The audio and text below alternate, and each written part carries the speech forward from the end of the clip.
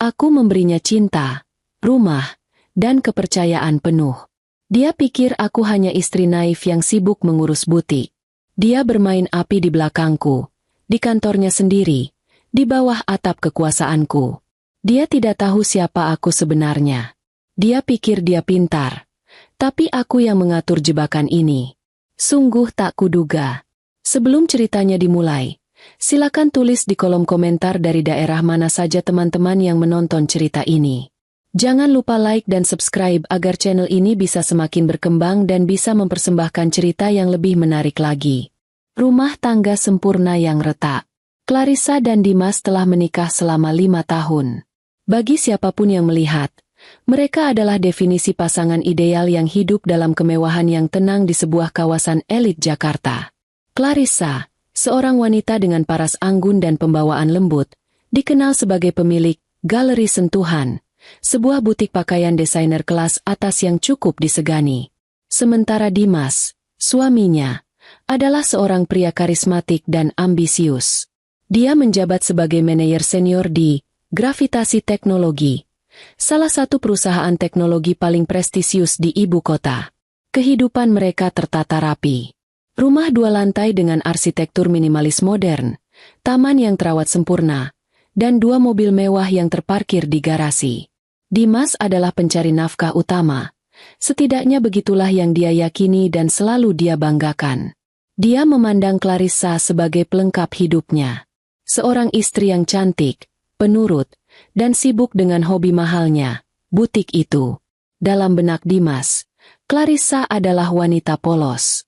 Dunianya hanya seputar kain sutra, peragaan busana, dan pertemuan arisan dengan istri-istri pejabat lainnya. Dia tidak mungkin mengerti kompleksitas dunia korporat, intrik politik kantor, atau tekanan untuk mencapai target miliaran rupiah. Dimas menyukai kepolosan itu. Itu membuatnya merasa superior, merasa dibutuhkan, merasa menjadi laki-laki seutuhnya. "Kamu urus saja butikmu, sayang," ujarnya suatu pagi saat sarapan, menepuk punggung tangan Clarissa. "Biar aku yang pusing urusan kantor." Clarissa hanya tersenyum tipis. Senyum yang selalu diartikan Dimas sebagai persetujuan yang lugu. "Tentu, Mas. Jangan terlalu lelah, ya." Clarissa tahu persis bagaimana Dimas memandangnya. Dia sengaja membiarkan suaminya tenggelam dalam asumsi itu. Menjadi istri yang manja dan polos adalah satu-satunya istirahat yang bisa dia dapatkan dari tanggung jawabnya yang sebenarnya. Sebuah peran yang dia mainkan dengan sangat baik selama 5 tahun terakhir. Namun, 1 tahun terakhir, permainan itu mulai terasa hambar. Retaknya tidak muncul tiba-tiba. Ia hadir perlahan, seperti embun pagi yang menguap. Awalnya dari hal-hal kecil. Dimas semakin sering pulang larut malam. Alasan yang digunakannya selalu sama: lembur, sayang, atau rapat penting mendadak, atau mengejar target kuartalan. Clarissa, dalam perannya sebagai istri yang baik, akan selalu menyambutnya dengan senyum, menyiapkan air hangat, atau memijat bahunya yang kaku. Tapi di dalam hati, Clarissa mulai menghitung. Frekuensi lembur itu terlalu sering, bahkan untuk seorang manajer senior yang ambisius. Lalu, aroma parfum itu dimulai. Aroma parfum wanita yang asing, lembut namun menusuk, sering tercium samar di kemeja Dimas saat Clarissa mengambilnya untuk dicuci. Awalnya Clarissa mengabaikannya. Mungkin kolega, mungkin klien. Jakarta adalah kota yang sibuk. Tapi aroma itu semakin konsisten. Ditambah lagi, Dimas menjadi lebih protektif dengan ponselnya. Dulu, ponsel itu sering tergeletak di meja kopi.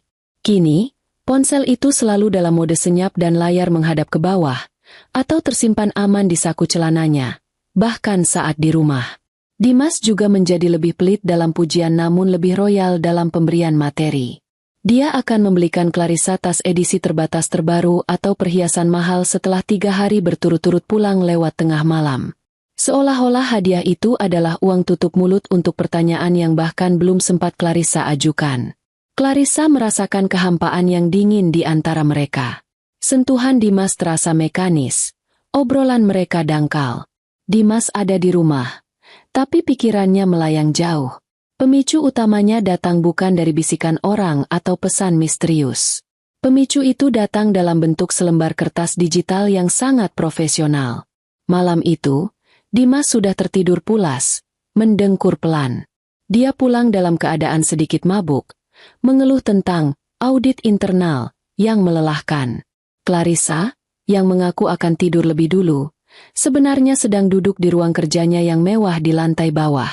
Dia tidak sedang mendesain gaun. Dia sedang membuka laptopnya, mengakses portal keuangan internal perusahaan, bukan portal butiknya.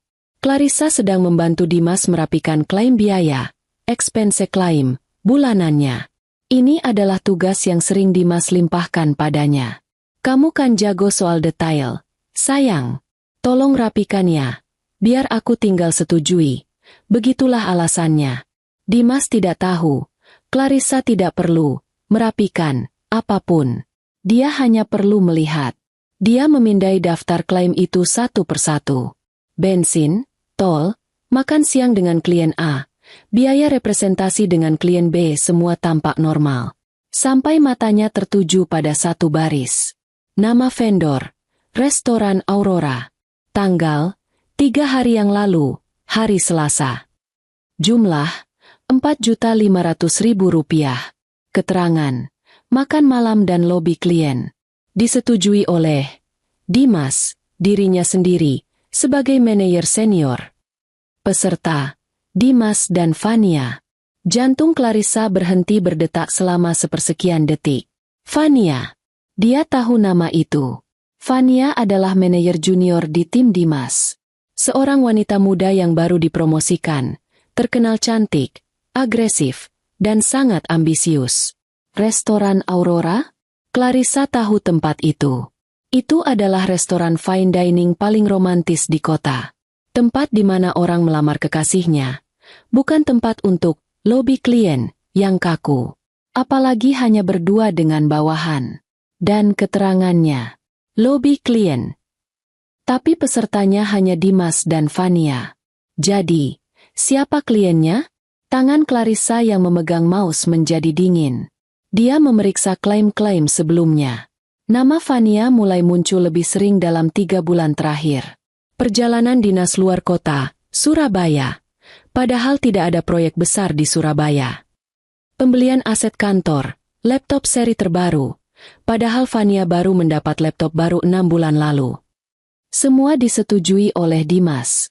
Semua menggunakan dana perusahaan. Malam itu, Clarissa tidak bisa tidur. Kepolosan yang selama ini dia tampilkan terasa seperti topeng yang berat dan menyesakan. Dia memandang wajah tidur suaminya. Pria yang dia cintai, pria yang dia percayai, pria yang dia berikan posisi nyaman di perusahaannya sendiri. Pria itu kini menggunakan uang perusahaan, uang Clarissa, untuk membiayai perselingkuhannya dengan bawahannya sendiri. Kemarahan yang dirasakan Clarissa bukanlah kemarahan yang meledak-ledak. Itu adalah kemarahan yang dingin, tajam, dan sangat terfokus. Dia tidak menangis. Dia mulai berpikir. Dia menutup laptopnya. Klaim biaya itu adalah pemicunya. Itu adalah kesalahan pertama Dimas yang fatal. Dimas tidak hanya mengkhianati pernikahan mereka. Dia telah melakukan penipuan. Dan jika ada satu hal yang paling dibenci Clarissa dalam kapasitas profesionalnya, itu adalah penipuan. Dia menatap suaminya sekali lagi, sebelum berbalik dan berjalan pelan keluar kamar. Kamu salah memilih musuh, Dimas, bisik Clarissa pada keheningan malam. Kamu salah besar. Rencana itu mulai terbentuk di benaknya. Bukan rencana seorang istri yang tersakiti, tapi rencana seorang CEO yang dikhianati. Kunjungan tak terduga. Keesokan paginya, Clarissa bangun seperti biasa. Dia menjalankan ritual paginya dengan ketenangan yang menakutkan. Dia menyiapkan sarapan untuk Dimas, menyajikan kopi hitam kesukaannya, dan tersenyum seperti tidak ada yang terjadi. Dimas, yang sudah rapi dengan kemeja birunya yang licin, tampak sedikit lebih ceria pagi ini. Mungkin karena kebohongan, audit, tadi malam berhasil, atau mungkin karena dia sudah merencanakan sesuatu yang menyenangkan hari ini. Aku ada rapat maraton hari ini, Sayang, kata Dimas sambil mengoleskan selai rotinya. Mungkin pulang malam sekali. Jangan tunggu aku, ya. Clarissa menatapnya. Matanya yang teduh kini menyimpan kilau yang berbeda. Kilau yang disalahartikan Dimas sebagai kekaguman. Tentu, Mas. Semangat ya kerjanya. Dalam hatinya, Clarissa berkata, rapat maraton. Aku akan memeriksanya. Oh iya, ibu tadi malah menelepon. Lanjut Dimas. Bertanya kapan kita akan memberinya cucu. Ini adalah senjata lama yang sering Dimas gunakan. Jika Clarissa mulai tampak curiga atau banyak bertanya, Dimas akan mengalihkan pembicaraan ke soal anak. Tahu persis bahwa itu adalah titik sensitif bagi Clarissa. Mereka sudah mencoba selama 2 tahun tanpa hasil. Dulu, ucapan itu akan membuat Clarissa sedih dan merasa bersalah. Tapi pagi ini, ucapan itu hanya membuatnya muak. Dia melihat betapa manipulatifnya pria di hadapannya ini. Nanti kita bicarakan lagi, Mas. Jawab Clarissa lembut, mengambil piring kotor Dimas. Kamu fokus saja rapatnya. Dimas tersenyum puas. Dia merasa telah berhasil mengendalikan situasi. Dia mengecup kening Clarissa, sebuah kecupan yang terasa dingin di kulit Clarissa, mengambil tas kerjanya, dan pergi. Clarissa berdiri di depan jendela, memandangi mobil Dimas menghilang di tikungan. Topeng istri polos itu bertahan sampai suara mesin mobil benar-benar lenyap. Begitu mobil itu hilang, ekspresi Clarissa berubah total. Kelembutan itu menguap, digantikan oleh tatapan mata yang tajam dan rahang yang mengeras. Dia tidak pergi ke butiknya. Dia menelepon butiknya lebih dulu. Mbak Ayu, hari ini saya tidak ke butik. Ada urusan mendadak. Tolong tangani semuanya. Setelah itu, dia berganti pakaian. Bukan gaun sifon atau blus sutra yang biasa dia pakai. Dia mengenakan blus katun sederhana berwarna krem, celana bahan yang nyaman, dan flat soes. Dia mengikat rambutnya asal-asalan, memakai kacamata berbingkai tipis, dan mengambil tas jinjing besar. Dia sengaja membuat penampilannya terlihat biasa saja, seperti istri rumahan pada umumnya. Kemudian, dia memasak. Dia memasak makanan favorit Dimas, rendang daging sapi, lengkap dengan tumis buncis dan tempe orek. Dia menatanya dengan rapi di dalam kotak makan siang 3 susun. Sebuah pertunjukan dedikasi seorang istri yang sempurna. Pukul 11:30 siang, Clarissa mengemudikan mobilnya sendiri, mobil city car yang jarang dipakai, bukan sedan mewahnya, menuju pusat kota. Tujuannya, menara gravitasi. Gedung pencakar langit itu menjulang gagah, simbol kekuasaan dan teknologi. Itu adalah miliknya. Setiap inci baja dan kaca di gedung itu dibeli atas namanya, dibangun di bawah pengawasannya, meskipun tidak ada satupun karyawan di sana yang tahu wajahnya. Mereka hanya tahu nama, CEO, seorang figur misterius yang hanya berkomunikasi melalui asisten utamanya. Clarissa memarkir mobilnya di area parkir tamu, bukan di basement eksekutif miliknya. Dia membawa kotak makan siang itu, berjalan melewati pintu lobi utama yang ramai. Dia menghampiri meja resepsionis. Selamat siang, Mbak. Saya mau bertemu Pak Dimas, manajer senior di lantai 25. Saya istrinya, mau mengantar makan siang. Resepsionis itu tersenyum ramah. Baik, Ibu. Sudah ada janji? Lantai 25 adalah area terbatas. Kami harus menelepon sekretaris beliau dulu. Oh, tidak perlu. Ini kejutan, kata Clarissa dengan senyum malu-malu. Dia bilang sedang rapat maraton. Kasihan saya takut dia lupa makan. Resepsionis itu tampak ragu. Tapi melihat penampilan Clarissa yang rumahan, dan kotak makan siang yang dibawanya, keraguannya melunak. Baiklah, Ibu. Tapi Ibu tidak bisa naik. Peraturan dari CEO kami sangat ketat soal pengunjung tanpa izin. CEO kami ya, beliau sangat galak, Bu. Clarissa hampir tertawa mendengarnya. Aku galak, ya? Batinnya. Oh, begitu ya? Ya sudah, tidak apa-apa. Bisa tolong telepon Mas Dimas saja? Biar dia yang turun ambil. Tentu, Bu. Sebentar ya. Resepsionis itu menelepon ke ekstensi Dimas. Clarissa menunggu dengan tenang, mengamati lobi yang sibuk. Dia melihat beberapa karyawan berlalu lalang. Dia mengenali beberapa wajah dari laporan kinerja yang dia baca setiap minggu. Di lantai 25, di dalam ruang kantornya yang luas, Dimas sedang tidak rapat. Dia sedang tertawa mesra dengan Fania. Fania duduk di pinggir meja kerja Dimas. Kakinya yang jenjang terayun pelan. "Jadi, istrimu benar-benar percaya kamu ada audit tadi malam?" tanya Fania sambil memainkan dasi Dimas. "Tentu saja." Dimas tertawa angkuh. "Clarissa itu polos. Dia percaya apapun yang aku katakan. Dunianya kan cuma butik dan arisan. Dia tidak akan pernah curiga." "Bagus. Jadi, kapan kita ke Bali? Kamu janjikan pakai poin reward perusahaan," desak Fania. "Sabar, sayang. Setelah proyek ini selesai." Telepon di meja Dimas berdering. Itu dari resepsionis. Dimas mengangkatnya dengan malas. "Ya, ada apa?" Suara resepsionis terdengar ragu. "Permisi, Pak Dimas. Maaf mengganggu. Ini, ada Ibu Clarissa di lobi. Beliau bilang mau mengantar makan siang kejutan untuk Bapak." Wajah Dimas langsung pucat pasi. Dia melirik Fania yang masih duduk di mejanya. Panik seketika menjalari tubuhnya. "Sial, kenapa wanita itu harus datang ke sini? Apa? Clarissa?" Suara Dimas meninggi tanpa sadar. Fania mengangkat alisnya. "Bilang aku sedang rapat. Rapat penting sekali. Tidak bisa diganggu," seru Dimas panik. "Sudah, Pak. Tapi beliau bilang akan menunggu sampai Bapak selesai." Dimas mengumpat dalam hati. Dia tidak mungkin membiarkan Clarissa menunggu di lobi. Lobi itu terlalu terbuka. Bagaimana jika ada manajer lain yang melihat dan menyapanya? Bagaimana jika... Sial. Oke. Bilang aku turun 5 menit lagi." Dimas membanting gagang telepon. "Kenapa? Istrimu di bawah?" tanya Fania. Nadanya terdengar kesal. "Iya. Dia bawa makan siang, katanya." "Bodoh sekali," gerutu Dimas sambil merapikan kemejanya yang sedikit kusut. "Kamu tetap di sini. Jangan keluar. Aku akan usir dia cepat-cepat."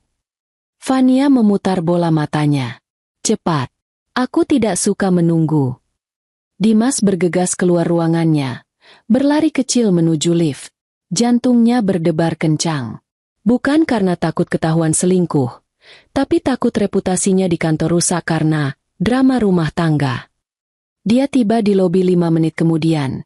Napasnya sedikit terengah. Dia memasang senyum palsu termanisnya saat melihat Clarissa berdiri dengan sabar dekat meja resepsionis. "Sayang, kamu kok repot-repot ke sini?"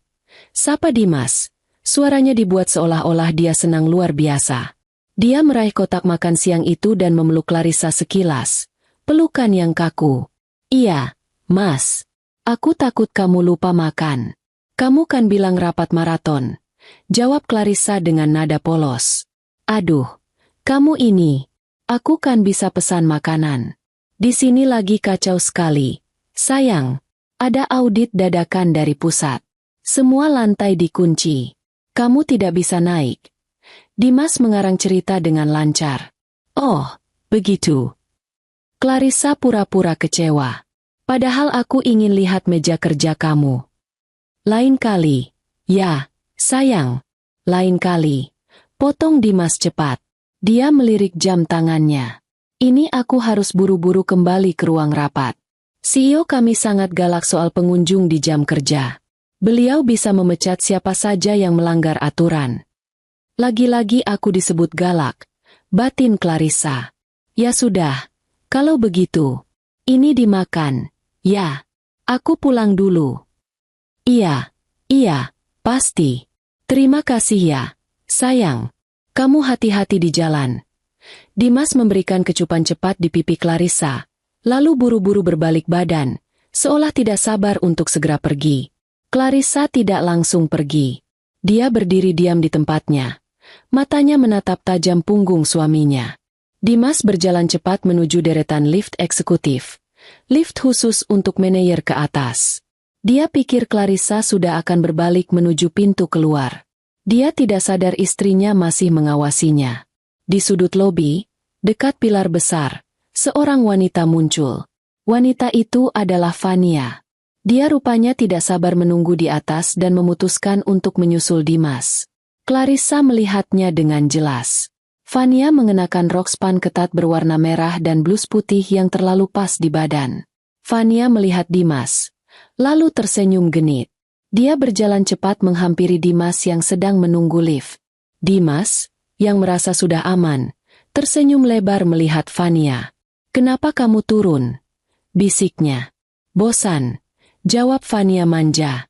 Pintu lift terbuka. Mereka masuk bersamaan. Tepat sebelum pintu lift tertutup, Clarissa melihatnya.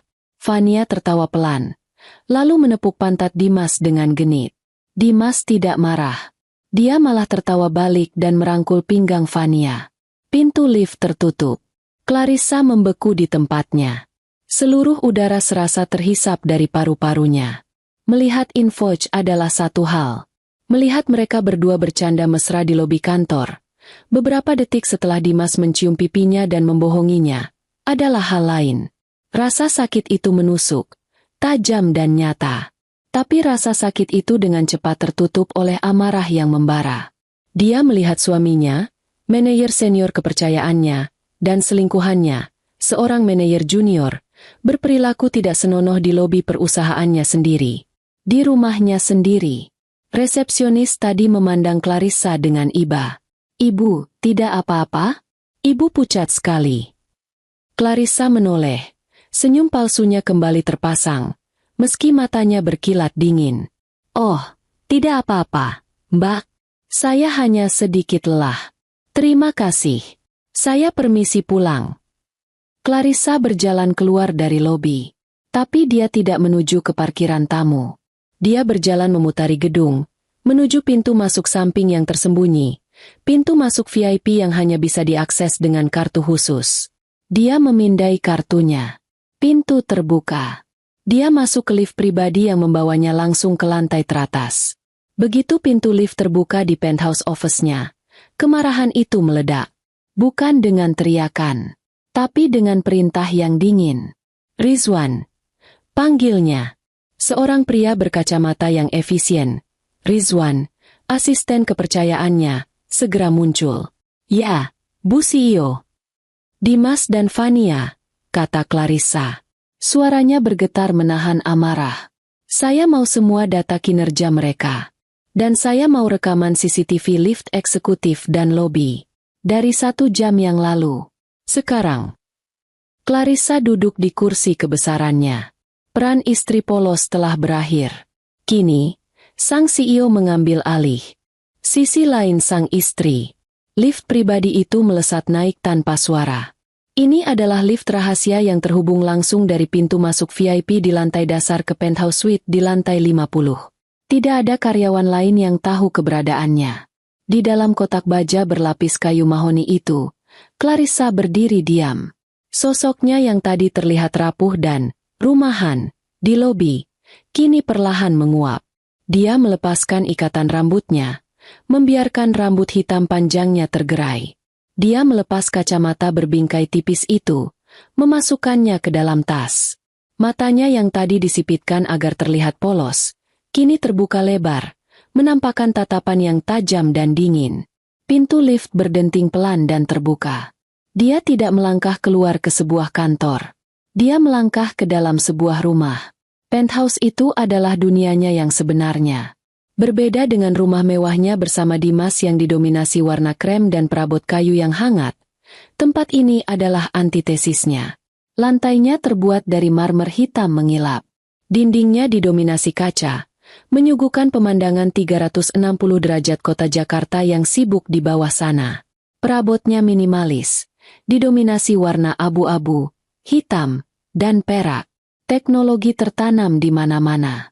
Puluhan layar monitor terpasang rapi di satu dinding, menampilkan data pasar saham, lalu lintas data server, dan berita global. Ini bukan kantor. Ini adalah pusat komando. Disinilah Clarissa, Sang CEO misterius, gravitasi teknologi, menghabiskan sebagian besar waktunya. Bukan di butik. Butik itu, galeri sentuhan, memang miliknya. Tapi itu adalah proyek iseng. Sebuah kamuflase yang dia bangun dengan sempurna untuk menyembunyikan identitas aslinya. Perusahaan ini adalah warisan ayahnya. Ayahnya telah membangunnya dari nol, dan Clarissa telah tumbuh besar di antara rapat dewan dan negosiasi alot. Dia mewarisi kejeniusan ayahnya dalam bisnis, tapi dia juga mewarisi kutukannya. Dia melihat bagaimana orang-orang mendekati ayahnya, dan kemudian mendekatinya, hanya karena uang dan kekuasaan. Karena itulah, setelah ayahnya meninggal, Clarissa mengambil langkah drastis. Dia mengambil alih perusahaan, namun dia melakukannya dari balik bayang-bayang. Dia menunjuk seorang, presiden direktur, boneka untuk tampil di depan publik, sementara dia sendiri yang memegang kendali penuh. Dia ingin hidup normal. Dia ingin menemukan cinta sejati, seseorang yang mencintainya sebagai Clarissa si pemilik butik, bukan Clarissa sang miliarder. Lalu dia bertemu Dimas. Dimas adalah seorang manajer muda yang cemerlang di perusahaan lain. Dia ambisius, tampan, dan tampak tulus. Clarissa jatuh cinta.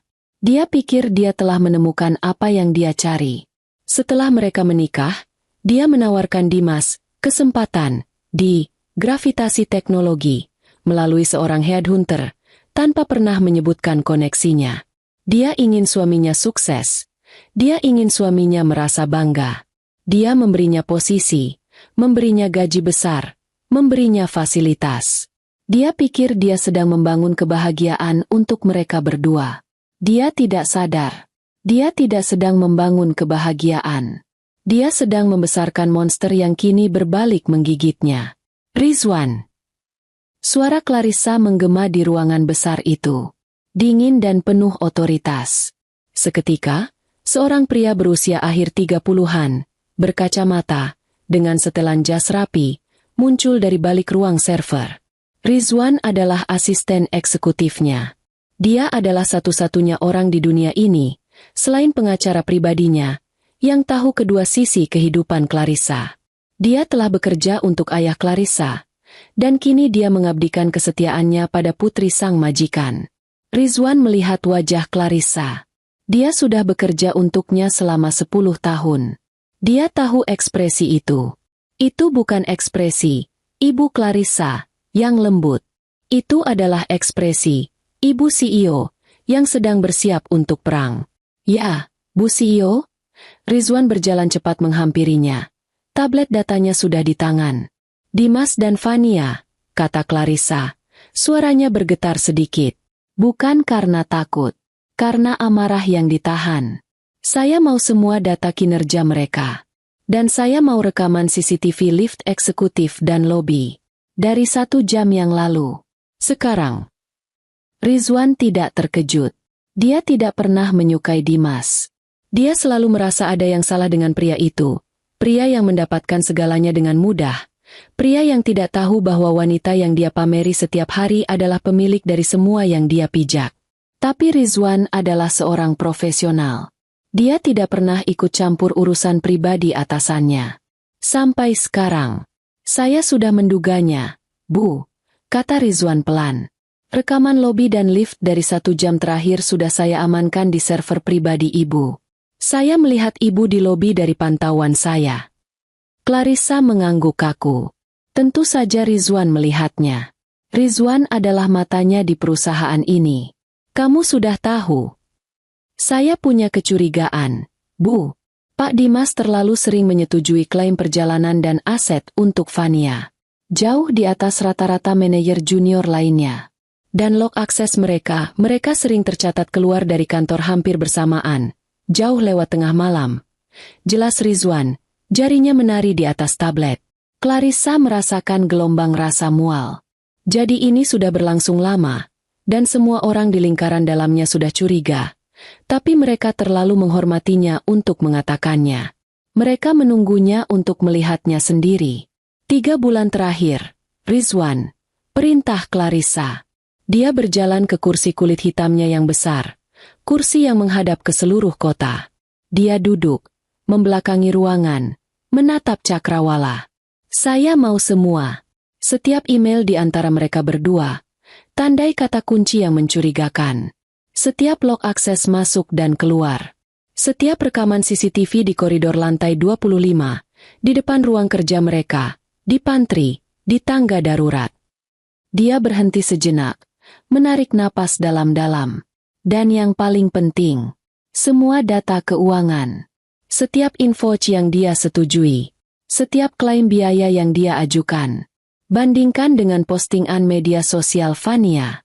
Saya mau tahu setiap rupiah uang perusahaan saya yang dia pakai untuk selingkuhannya. Siap, Bu. Untuk data keuangan dan email, saya bisa kumpulkan dalam 1 jam. Untuk kompilasi CCTV dari ratusan kamera selama 3 bulan, itu akan memakan waktu, kata Rizwan. Kerahkan tim forensik digital kita. Saya tidak peduli berapa biayanya. Saya mau itu besok pagi. Malam ini, saya mau melihat rekaman-rekaman kunci. Terutama rekaman yang berhubungan dengan klaim biaya, restoran Aurora, dan perjalanan dinas Surabaya, palsu itu. Baik, Bu. Rizwan mengangguk. Dia tahu ini adalah titik balik. Dan Rizwan, panggil Clarissa lagi. Suaranya kini lebih pelan, lebih berbahaya. Ya, Bu.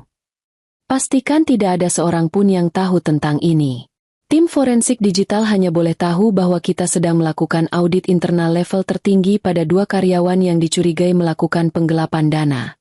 Jangan sebutkan nama saya. Jangan sebutkan hubungan saya dengan Dimas. Mengerti, Bu. Kerahasiaan penuh. Rizwan membungkuk sedikit, lalu menghilang ke ruang kerjanya untuk melaksanakan perintah. Clarissa ditinggal sendirian di ruangan luas itu. Keheningan kini terasa memekakan. Dia menatap gedung-gedung di seberangnya. Salah satu gedung itu adalah apartemen mewah tempat Fania tinggal. Clarissa tahu, karena dia baru saja melihat alamatnya di data karyawan. Apartemen yang cicilannya pasti sangat berat untuk gaji seorang manajer junior. Atau mungkin tidak, pikir Clarissa getir, jika manajer seniormu yang membayarnya dengan uang perusahaan. Dia teringat kebohongan Dimas pagi ini. Rapat maraton. CEO kami galak. Audit dadakan. Dia tertawa. Tawa yang kering dan tanpa humor. Kamu sangat galak, Clarissa. Bisiknya pada pantulan dirinya di kaca. Dia teringat pelukan kaku Dimas di lobi. Kecupan dingin di pipinya. Lalu dia teringat tawa genit Fania. Tangan Fania yang menepuk pantat suaminya. Dan rangkulan Dimas di pinggang wanita itu. Rasa sakit itu kembali menghantamnya. Rasa sakit karena dikhianati sebagai seorang istri. Tapi rasa sakit itu dengan cepat tergantikan oleh sesuatu yang jauh lebih kuat. Kemarahan. Bukan kemarahan seorang istri yang cemburu. Tapi kemarahan seorang ratu yang wilayahnya diinjak-injak. Seorang pemilik yang asetnya dicuri. Seorang wanita cerdas yang diremehkan habis-habisan oleh pria yang dia kira mencintainya. Dimas mengira dia menikah dengan domba yang polos. Dia tidak tahu, dia telah menikahi singa betina yang memiliki seluruh sabana. Dan dia baru saja membuat kesalahan dengan mencuri makanan singa itu. Clarissa mengambil ponselnya. Bukan ponsel yang biasa dia gunakan untuk menelepon Dimas. Ini adalah ponsel terenkripsi khusus untuk urusan perusahaan.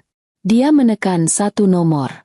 Halo, ini Clarissa, katanya singkat.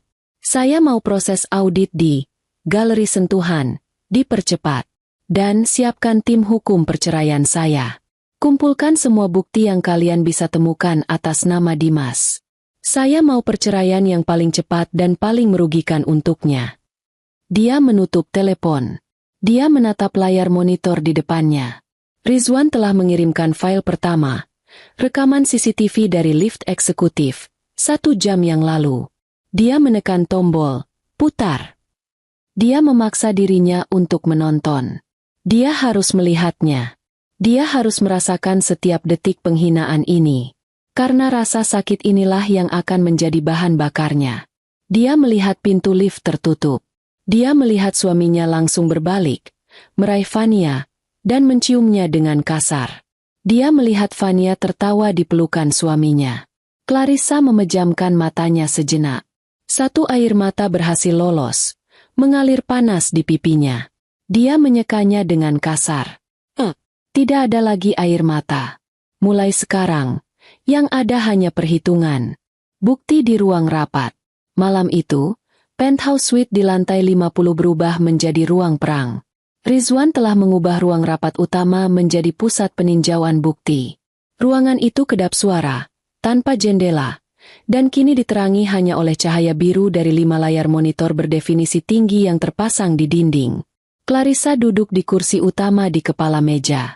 Dia sudah berganti pakaian menjadi setelan celana hitam yang tajam dan kemeja sutra putih. Wajahnya dirias tipis, namun profesional. Di depannya hanya ada secangkir kopi hitam pekat.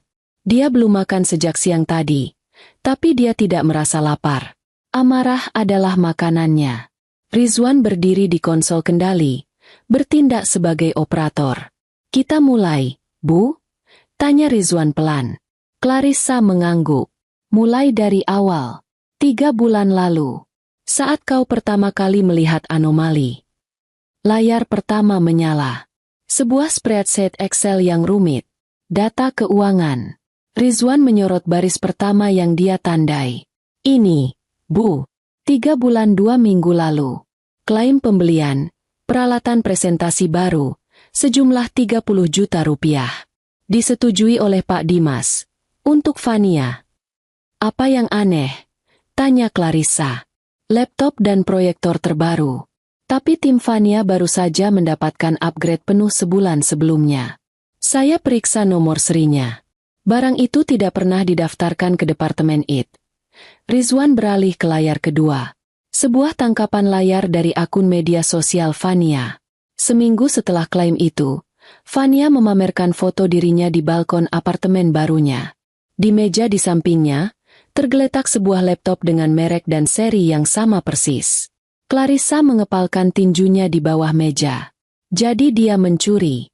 Dia membelikan selingkuhannya laptop baru dengan uang perusahaan. "Itu baru permulaan, Bu," kata Rizwan getir. Dia beralih ke layar berikutnya. Perjalanan dinas Surabaya. 2 bulan lalu, Pak Dimas mengajukan perjalanan untuk dirinya dan Vania. Alasan? Negosiasi klien baru, perusahaan logistik, Samudra Biru. Setahuku, Samudra Biru ditangani oleh tim Farel, sela Clarissa dingin. Farel adalah manajer senior lain, rival Dimas yang jujur dan pekerja keras. "Tepat, Bu. Saya sudah memeriksa. Tim Farel memang sedang bernegosiasi dengan mereka, tapi di Jakarta. Tidak ada jadwal pertemuan di Surabaya." Rizwan menampilkan bukti baru. Infoch Hotel. Mereka menginap 3 hari 2 malam di Presidential Suite Hotel Bintang 5. Ini tagihan room service dan minibar mereka. Layar memperbesar rincian tagihan. Champagne mahal. Stroberi berlapis coklat. Puluhan kaleng bir impor. Layanan spa untuk 2 orang. Total klaim perjalanan, 80 juta rupiah, Bu, kata Rizwan. Clarissa tertawa sinis. Perjalanan dinas. Mereka pergi berlibur. Menggunakan uangku untuk berbulan madu mini mereka. Sekarang, kerekaman visual, Bu, kata Rizwan. Nadanya memperingatkan. Ini mungkin akan sulit. Putar. Perintah Clarissa. Layar tengah kini menampilkan 4 kotak video CCTV yang diputar serentak. Koridor lantai 25, pantry, pintu tangga darurat, dan area lift. Penunjuk waktu di sudut layar menunjukkan pukul 19.30 malam, 2 bulan lalu. Ini malam sebelum mereka berangkat dinas ke Surabaya, jelas Rizwan. Clarissa memperhatikan dengan saksama. Layar menunjukkan lantai 25 sudah sepi. Satu persatu karyawan pulang. Lampu mulai padam otomatis. Pukul 20.15. Hanya lampu di ruang Dimas dan Vania yang masih menyala. Pukul 20.30. Vania keluar dari ruangannya. Dia berjalan ke pantry. Beberapa menit kemudian, Dimas menyusul. Kamera di pantry menangkap mereka. Tidak ada audio, Tapi visualnya sudah cukup. Dimas bersandar di konter. Fania berdiri di depannya. Mereka bicara. Fania tertawa. Lalu, Dimas mencondongkan tubuh ke depan. Dia mencium Fania. Clarissa menahan napas. Dia telah melihat ciuman di lift tadi siang. Tapi ini berbeda. Ini lebih intim, lebih lama. Setelah berciuman, mereka tampak bicara sebentar. Lalu Fania menarik tangan Dimas. Mereka tidak kembali ke ruangan mereka. Mereka berjalan menuju pintu tangga darurat. Rizwan segera mengganti tampilan layar utama ke rekaman CCTV tangga darurat. Itu adalah sudut yang canggung, pencahayaan redup, dan beresolusi rendah. Tapi itu lebih dari cukup. Dimas mendorong Fania ke dinding. Mereka berciuman lagi. Kali ini jauh lebih panas, lebih putus asa. Tangan Dimas ada di mana-mana. Tangan Fania menjambak rambut suaminya. Clarissa membuang muka. Rasa mual naik ke tenggorokannya. Ini suaminya. Pria yang tidur di sebelahnya. Pria yang mengeluh lelah setiap malam. Cukup, bisiknya. Masih ada lagi, Bu, kata Rizwan. Wajahnya kaku. Ini yang paling parah. Apa lagi?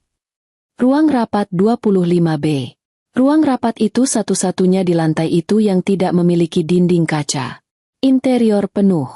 Mereka sering menggunakannya setelah jam kerja. Rizwan memutar rekaman dari koridor di depan ruang rapat 25B. Tanggalnya bervariasi. Seminggu sekali. Kadang 2 kali. Polanya selalu sama. Mereka masuk bersamaan sekitar pukul 9 malam. Mereka keluar 1 jam kemudian. Setiap kali mereka keluar, penampilan mereka berantakan. Fania akan merapikan rambutnya. Dimas akan memasukkan kemejanya yang keluar. Mereka melakukannya. Di ruang rapat. Di kantor saya. Desis Clarissa. Penghinaan itu terasa seperti tamparan fisik. Mereka tidak hanya mencuri uangnya. Mereka tidak hanya mengkhianatinya. Mereka telah menodai tempat kerjanya. Clarissa teringat semua keluhan Dimas. Proyek ini membunuhku, sayang. Aku stres sekali di kantor. Fania itu manajer junior yang merepotkan, tapi aku harus membimbingnya. Semua kebohongan itu kini berputar di kepalanya. Dia teringat pagi tadi, saat Dimas menyinggung soal cucu untuk ibunya. Dia menggunakan harapan terbesar keluarga mereka sebagai tameng untuk menutupi kebusukannya. Rasa sakit hati itu kini sudah mati. Lenyap. Tidak ada lagi duka seorang istri. Yang tersisa hanyalah kemarahan sedingin es seorang CEO. Kemarahan seorang wanita yang telah diremehkan sampai ke titik terendah. Dia memandang layar, di mana suaminya sedang menyentuh wanita lain. Dia tidak melihat suaminya lagi. Dia melihat seorang penipu. Seorang pencuri. Seorang karyawan rendahan yang tidak tahu terima kasih. Rizwan, kata Clarissa. Suaranya stabil, tanpa getaran sedikit pun. Ya, Bu. Siapkan presentasi. Ambil semua ini. Video di lift. Video di tangga darurat. Video di depan ruang rapat. Satukan semuanya. Buat kompilasi. Rizwan mengangkat alisnya. Kompilasi, Bu. Ya. Kompilasi video berdurasi 5 menit. Gunakan rekaman terbaik. Yang paling jelas. Yang paling memberatkan. Lalu, siapkan slide berikutnya. Semua info palsu itu. Restoran Aurora. Laptop. Perjalanan ke Surabaya. Buat rincian kerugian perusahaan dengan angka yang besar dan jelas. Untuk siapa presentasi ini, Bu? Tanya Rizwan hati-hati. Clarissa tersenyum. Senyum yang tidak sampai ke matanya. Senyum yang membuat Rizwan merinding. Untuk rapat tinjauan kinerja kuartalan darurat, kata Clarissa. Rapat kuartalan? Tapi itu masih bulan depan, Bu. Maaf, maksudku, rapat tinjauan kinerja luar biasa. Koreksi Clarissa. Jadwalkan lusa. Jam 10 pagi. Di ruang rapat utama lantai 30. Lantai 30? Itu ruang rapat dewan. Kapasitas 50 orang, kata Rizwan. Bingung. Aku tahu. Undang semua manajer senior. Farel, Aryo, Gilang, semuanya. Dan tentu saja, undang bintang utama kita, Dimas. Untuk Fania, buatkan undangan khusus untuknya. Katakan padanya dia akan dipresentasikan sebagai manajer junior teladan. Bulan ini di depan semua manajer senior. Pastikan dia datang dan berdandan. Rizwan mulai mengerti. Ini bukan audit. Ini akan menjadi eksekusi publik. Ibu yakin? Ini akan menjadi skandal besar. Skandal? Clarissa tertawa pelan. Ini bukan skandal, Rizwan. Ini adalah pembersihan. Mereka mempermalukanku secara pribadi. Aku akan menghancurkan mereka secara profesional. Clarissa berdiri. Dia berjalan ke dinding kaca, menatap lampu-lampu kota. Dia melihat bayangannya di kaca. Seorang wanita yang berkuasa, yang dilukai, dan yang kini siap membalas. Mereka pikir aku bodoh. Mereka pikir aku hanya istri pajangan yang sibuk dengan butik, katanya pada bayangannya. Dimas ingin sekali bertemu dengan CEO yang galak itu, kan? Dia berbalik menghadap Rizwan. Matanya berkilat berbahaya. Lusa, katanya. Lusa, dia akan bertemu dengan istrinya. Dan dia akan bertemu dengan CEO-nya. Di hari yang sama. Di saat yang sama. Dan itu akan menjadi hari terakhir dia bekerja di perusahaan ini. Siapkan tim audit untuk membekukan asetnya. Siapkan tim hukum untuk tuntutan penggelapan dana. Dan siapkan tim keamanan di ruang rapat. Aku mau mereka diseret keluar, perintah Clarissa. Baik, Bu. Akan saya laksanakan. Satu hal lagi, Rizwan. Ya, Bu. Di rumah, aku punya gaun. Gaun yang dibelikan Dimas untuk ulang tahunku bulan lalu. Dia bilang harganya mahal sekali. Aku baru tahu hari ini, dia mengklaimnya sebagai biaya representasi klien. Tolong ambilkan gaun itu dari walk-in closetku. Aku akan memakainya di rapat lusa. Clarissa tersenyum lagi. Aku ingin dia melihat gaun hasil korupsinya, dipakai oleh wanita yang akan menghancurkannya. Ini akan jadi pertunjukan yang sangat menarik. Undangan rapat pleno istimewa. Senin pagi, 3 hari setelah kunjungan Clarissa ke kantor, sebuah email mendarat di kotak masuk setiap manajer senior di Gravitasi Teknologi. Pengirimnya bukan dari Departemen HR, bukan pula dari Presiden Direktur Boneka. Pengirimnya adalah kantor pemilik utama. Subjek email itu singkat dan menggetarkan. Undangan rapat pleno istimewa, wajib hadir. Di lantai 25, suasana yang biasanya sibuk dan produktif seketika berubah menjadi tegang. Para karyawan bisa merasakan aura panik yang menjalar dari ruang-ruang kaca para manajer. Di dalam ruangannya, Dimas membaca email itu 3 kali. Jantungnya berdebar kencang, tapi bukan karena rasa bersalah. Dia panik karena pekerjaannya. Rapat pleno istimewa? Dari pemilik utama, pemilik misterius yang selama ini seperti hantu, yang bahkan presiden direktur pun jarang temui, ini berita besar. Isi email itu ringkas. Sehubungan dengan peninjauan strategis perusahaan, pemilik utama, Gravitasi Teknologi, mengundang seluruh manajer senior untuk hadir dalam rapat pleno istimewa. Kehadiran bersifat wajib dan tidak dapat diwakilkan. Agenda akan disampaikan langsung di dalam rapat. Di bawahnya tertera waktu dan tempat. Hari Rabu, pukul 10 pagi. Ruang rapat Dewan. Lantai 30. Dimas mengusap wajahnya. Sial, gumamnya. Ada apa ini? Pikirannya langsung berputar. Apakah ini audit besar-besaran? Apakah akan ada PHK massal? Dia segera membuka data kinerjanya. Timnya solid. Target tercapai. Walau sedikit dibantu, kreativitas, laporan. Dia merasa relatif aman secara kinerja. Tapi rapat dadakan dari pemilik selalu berarti buruk. Dia melihat keluar, ke arah meja rivalnya, Farel. Farel tampak tenang, sedang membaca email itu dengan saksama, lalu mulai membuka beberapa dokumen di komputernya. Farel adalah tipe manajer lurus dan bersih. Dia tidak punya apa-apa untuk disembunyikan. Dimas membenci ketenangan itu. Telepon di mejanya bergetar. Pesan dari Fania. "Mas, ada apa?" Semua orang di luar kelihatan panik. Dimas segera membalas. "Rapat besar dari pemilik." Gila. Mendadak sekali. Hanya untuk manajer senior. Dia sengaja menekankan bagian manajer senior untuk mengingatkan Fania akan posisinya. Balasan Fania datang cepat. "Oh ya? Baguslah. Kamu pasti aman, kan? Kinerjamu kan paling bagus. Mungkin kamu mau dipromosikan." Dimas tersenyum. Egonya sedikit terhibur. Benar juga. Mungkin ini bukan berita buruk.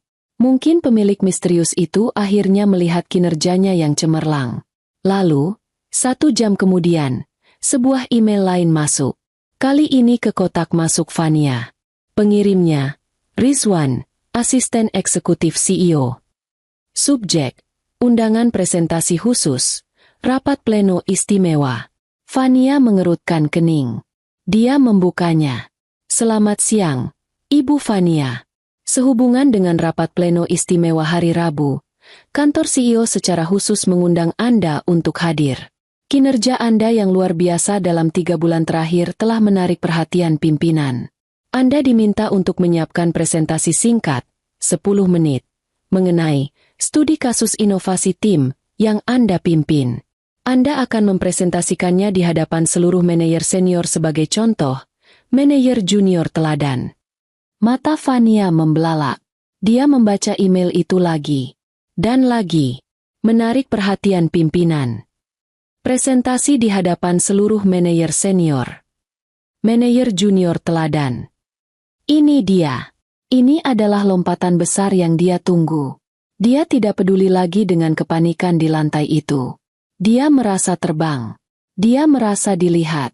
CEO misterius itu, siapapun dia, telah melihat bakatnya. Dia langsung mengirim pesan ke Dimas. Tapi kali ini nadanya berbeda. Bukan lagi nada manja, tapi nada bangga. "Mas, aku juga diundang rapat itu. Aku diminta presentasi. Sebagai manajer junior teladan." Di ruangannya, Dimas membaca pesan itu dengan perasaan campur aduk. Di satu sisi, dia bangga. Itu artinya dia berhasil membimbing Fania.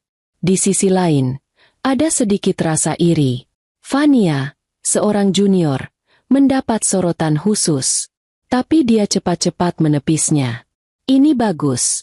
Jika Fania bersinar, dia sebagai mentornya juga akan ikut bersinar. "Luar biasa, sayang."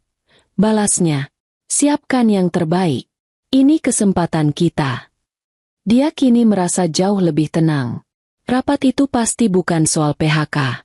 Itu pasti soal restrukturisasi. Mereka mencari talenta baru.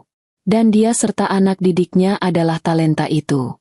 Malam itu, Dimas pulang ke rumah dengan suasana hati yang jauh lebih baik. Dia mendapati Clarissa sedang sibuk di depan laptopnya, dikelilingi contoh kain dan sketsa desain. Dia tampak persis seperti istri sibuk yang dunianya hanya berputar di butik. "Ada apa, Mas?" Kelihatannya senang sekali. Sapa Clarissa lembut. Matanya tidak lepas dari layar. Dimas duduk di sofa, melepaskan dasinya dengan gaya seorang pemenang. "Ada rapat besar di kantor, sayang." Dari pemilik utama langsung. "Sepertinya akan ada pengumuman besar." Dan coba tebak? Fania, anak buahku, diminta presentasi khusus di depan semua bos. Sebagai manajer teladan.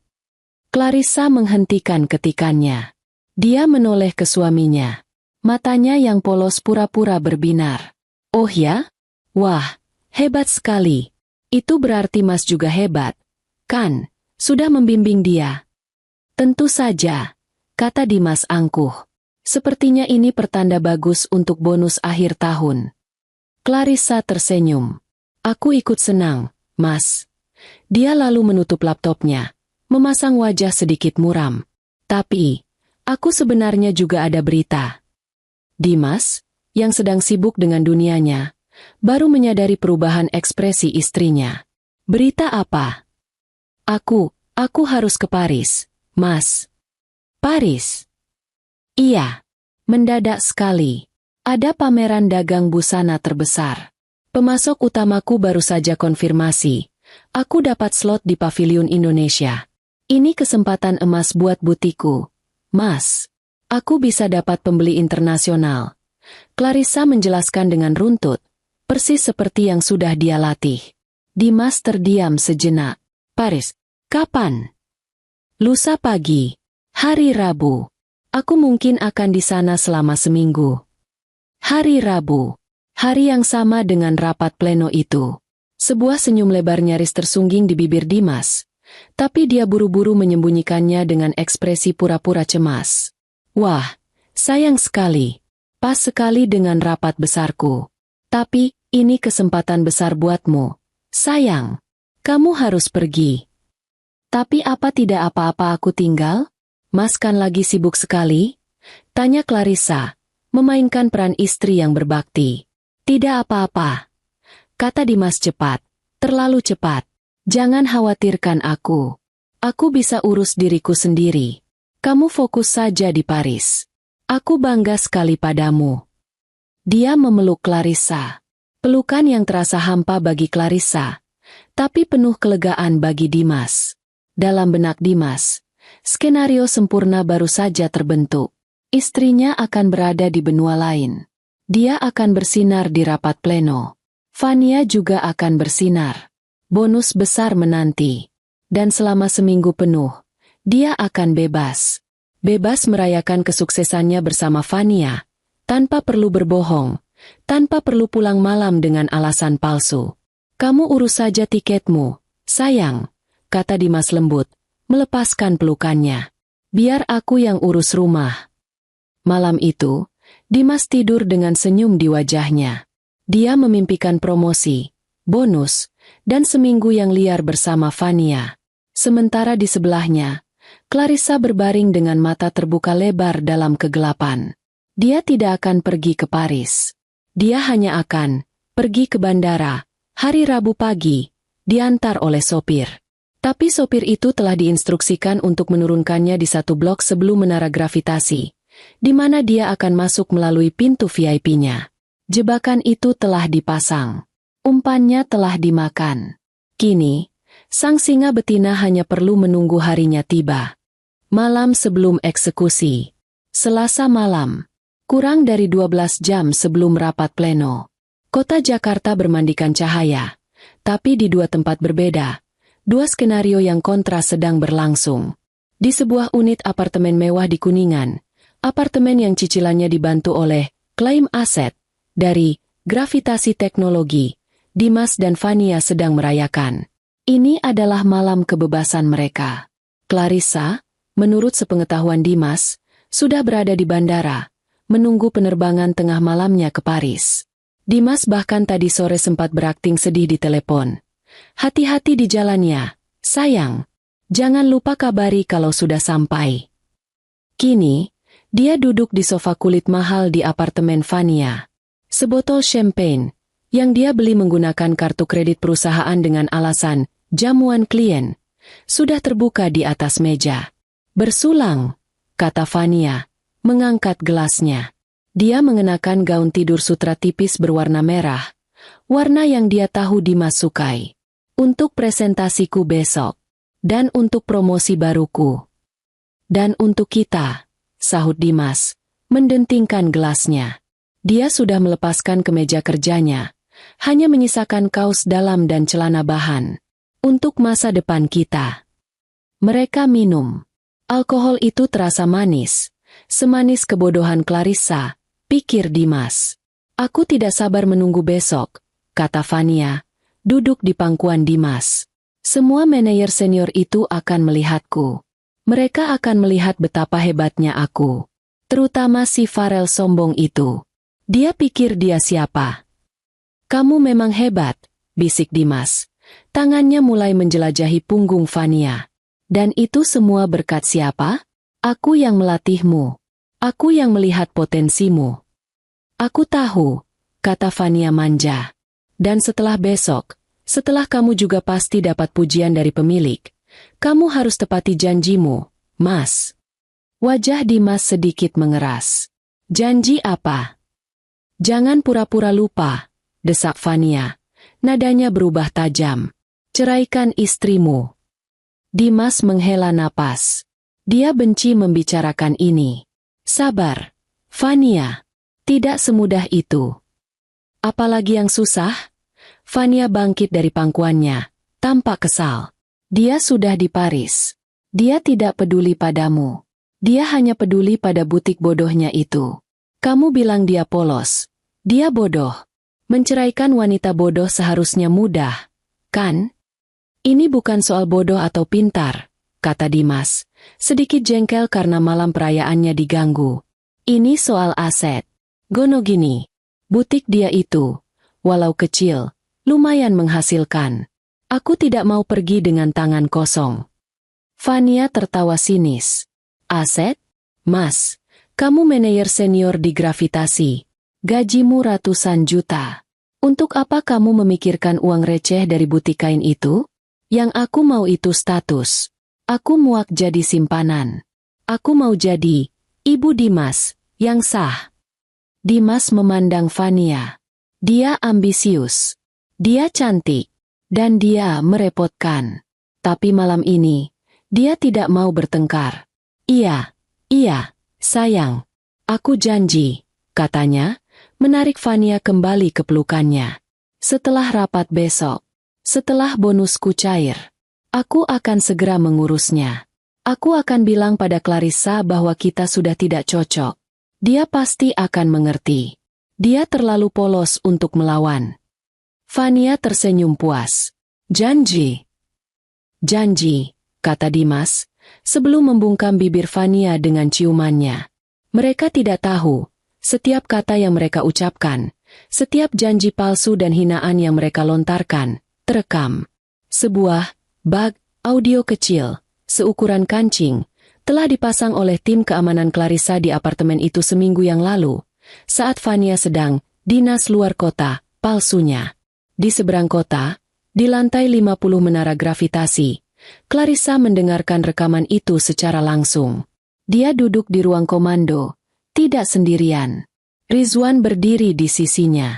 Di depan mereka, di layar raksasa, dek presentasi untuk besok sudah terbuka.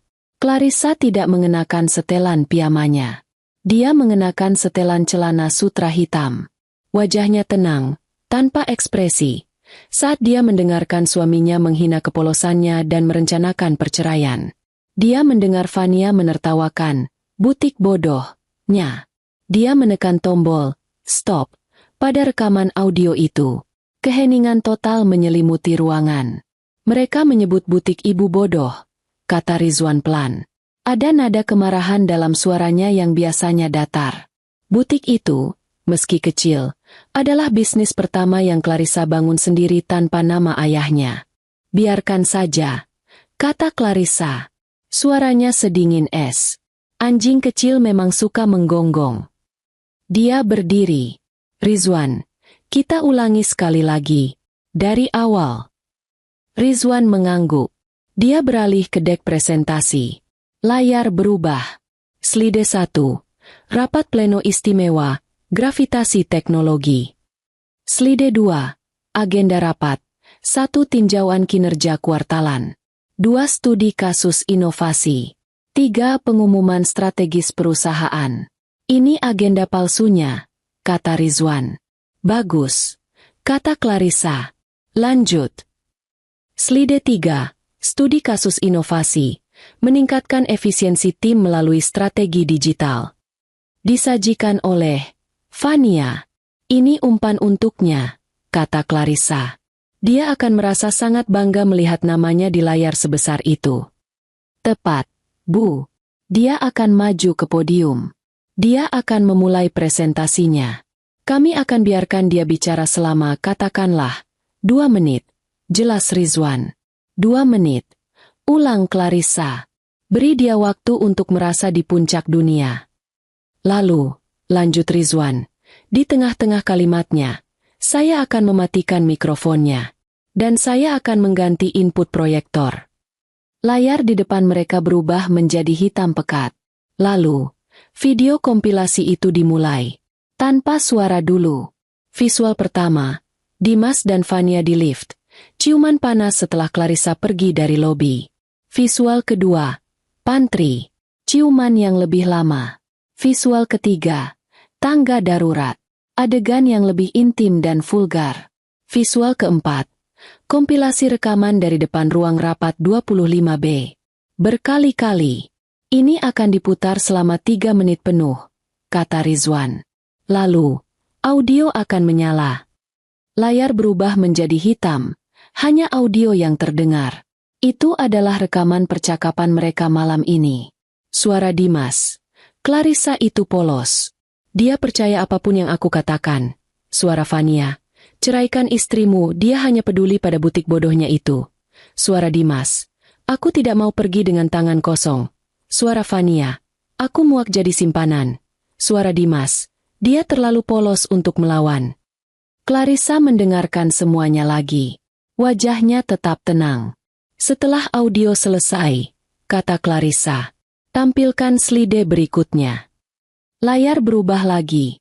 Slide 5. Judul. Investigasi audit internal, penipuan dan penggelapan dana. Di bawahnya, daftar rincian kerugian. Klaim fiktif, perjalanan dinas Surabaya, 80 juta rupiah. Penggelapan aset, laptop proyektor, 30 juta rupiah. Biaya representasi fiktif, restoran Aurora, hadiah, DLL 45 juta rupiah. Total kerugian perusahaan, 155 juta rupiah. Lalu, tanya Clarissa. Lalu, kata Rizwan, ibu masuk. Sempurna. Clarissa berjalan menjauh dari meja rapat. Di sudut ruangan, tergantung sebuah gaun di manekin. Gaun itu berwarna biru safir yang elegan. Gaun yang dibelikan Dimas untuk ulang tahunnya bulan lalu. Gaun yang dia ketahui kini, diklaim sebagai biaya representasi klien. Dia menyentuh kain mahal itu. Ini akan menjadi baju zirahnya. Semua tim sudah siaga, Bu, lapor Rizwan. Tim keamanan, 2 di dalam ruang rapat berpakaian preman, 4 di luar. Tim legal sudah di lobi, siap dengan surat pemecatan dan tuntutan pidana. Tim audit siap membekukan semua aset Pak Dimas begitu ibu memberi perintah. Clarissa mengangguk. Dia menatap pantulan dirinya di dinding kaca. Di bawah sana, lampu-lampu kota mulai padam satu persatu. Pagi akan segera tiba. Malam ini, bisik Clarissa pada bayangannya. Mereka tidur sebagai pemenang dalam mimpi mereka. Dia berbalik. Matanya berkilat dalam cahaya redup. Besok, katanya pada Rizwan, mereka akan bangun dalam mimpi burukku. Ruangan yang tegang. Hari Rabu, pukul 9:45 pagi. Lantai 30 menara gravitasi terasa berbeda. Lantai ini biasanya sepi, hanya digunakan untuk rapat dewan pemegang saham atau pertemuan maha penting dengan investor asing. Udaranya terasa lebih dingin, lebih tipis. Karpetnya lebih tebal, meredam setiap langkah kaki, menciptakan keheningan yang menekan. Ruang rapat dewan adalah sebuah benteng modern. Meja kayu eboni raksasa berbentuk U, mengilap seperti cermin, mendominasi ruangan. Kursi-kursi kulit hitam yang ergonomis berjejer rapi. Di dinding depan, sebuah layar proyektor berukuran masif, lebih besar dari layar bioskop mini, masih dalam keadaan mati. Pagi itu, ruangan itu penuh. 20 manajer senior duduk mengelilingi meja besar itu. Mereka adalah otak-otak terbaik perusahaan. Para veteran yang digaji miliaran rupiah. Dan pagi ini, mereka semua terlihat seperti murid sekolah yang menunggu kepala sekolah yang kejam. Suasana tegang bukan kepalang. Tidak ada yang bicara keras. Mereka berbisik-bisik, saling melempar pandang cemas. Ada apa ini? Bisik Gilang, manajer IT, pada Aryo, manajer keuangan. Aku cek server. Tidak ada peretasan. Tidak ada sistem yang down. Kenapa ada rapat dadakan dari pemilik? Aryo menggeleng. Wajahnya pucat. Aku tidak tahu. Tapi tim auditku dilarang mengakses beberapa folder keuangan sejak Senin. Katanya perintah langsung dari atas. Ini tidak normal, Lang. Di sudut lain, Farel, manajer senior divisi pengembangan, duduk diam. Dia tidak ikut berbisik. Dia hanya mengamati. Farel adalah seorang profesional sejati. Dia bekerja keras, jujur, dan tidak suka politik kantor. Dia tidak takut pada audit karena dia tidak menyembunyikan apa-apa. Tapi dia merasa aneh. Rapat ini terlalu mendadak. Dan undangan untuk Fania? Itu adalah anomali terbesar. Seorang manajer junior, belum genap setahun di posisinya, diminta presentasi di rapat dewan? Ini tidak masuk akal. Farel sudah lama tidak menyukai Dimas. Dia melihat Dimas sebagai manajer yang lebih banyak bicara daripada bekerja. Terlalu licin, terlalu pandai menjilat. Dan Farel bukan orang bodoh. Dia sering melihat cara Dimas memandang Fania di pantry.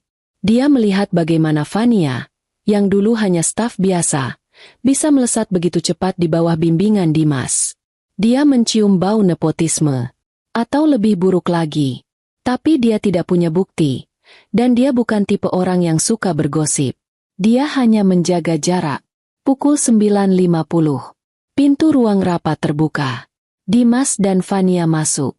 Seketika, semua bisikan berhenti. 20 pasang mata menoleh ke arah mereka. Fania adalah pusat perhatian. Dia tahu itu. Dan dia menikmatinya. Dia telah menghabiskan 3 jam pagi ini di salon. Rambutnya ditata blow dry sempurna. Dia mengenakan power suit berwarna merah menyala. Roknya sedikit terlalu pendek. Kancing blus sutra putihnya terbuka satu lebih banyak dari yang seharusnya. Riasannya tebal dan tajam. Di tangannya, dia menggenggam tablet berisi materi presentasinya. Dia berjalan masuk dengan dagu terangkat.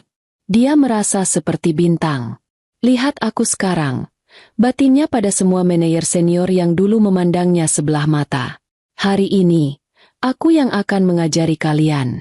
Dimas berjalan di sebelahnya, berperan sebagai mentor yang bangga. Dia mengenakan setelan paling mahalnya, dasi sutra biru. Dia tersenyum lebar, menyapa beberapa manajer lain dengan anggukan sok akrab. Mereka semua iri padaku, pikir Dimas dalam hati. Mereka semua panik takut PHK. Sementara anak buahku justru akan presentasi. Aku adalah manajer terbaik di ruangan ini. Dia merasa sangat ringan. Istrinya, Clarissa, kini pasti sedang terbang di suatu tempat di atas Samudra Hindia, sibuk memikirkan kain dan benang. Dia bebas. Dia berkuasa. Dia tak tersentuh. Fania, duduk di sini, kata Dimas, menarik kursi di sebelahnya. Di posisi yang cukup strategis di tengah meja. Terima kasih, Mas. Bisik Fania genit. Farel, yang duduk di seberang mereka, mengamati interaksi itu dengan jijik. Mas. Di rapat dewan? Tidak profesional. Batin Farel. Dia melihat paha Fania yang terekspos saat wanita itu duduk. Dia melihat cara Dimas balas menatapnya. Ini menjijikan. Pukul 9.58. Pintu di depan, di dekat podium, terbuka. Rizwan masuk. Sosok Rizwan yang tenang dan efisien segera membuat ruangan semakin tegang. Rizwan adalah penjaga gerbang. Dia adalah asisten eksekutif CEO. Jika Rizwan muncul, itu berarti pemilik utama sedang mengawasi. Rizwan berjalan ke podium tanpa ekspresi. Dia meletakkan laptopnya, menyambungkannya ke sistem proyektor. Dia tidak menyapa siapapun. Dimas merasa sedikit gugup sekarang. Ini dia. Dia melirik Fania. Rileks, bisiknya. Kamu pasti bisa. Fania mengangguk, tapi jemarinya yang lentik mengetuk-ngetuk tabletnya dengan gugup. Pukul 10 tepat. Dentang jam digital di dinding terdengar di ruangan yang hening itu. Rizwan berdeham. Selamat pagi. Suaranya datar.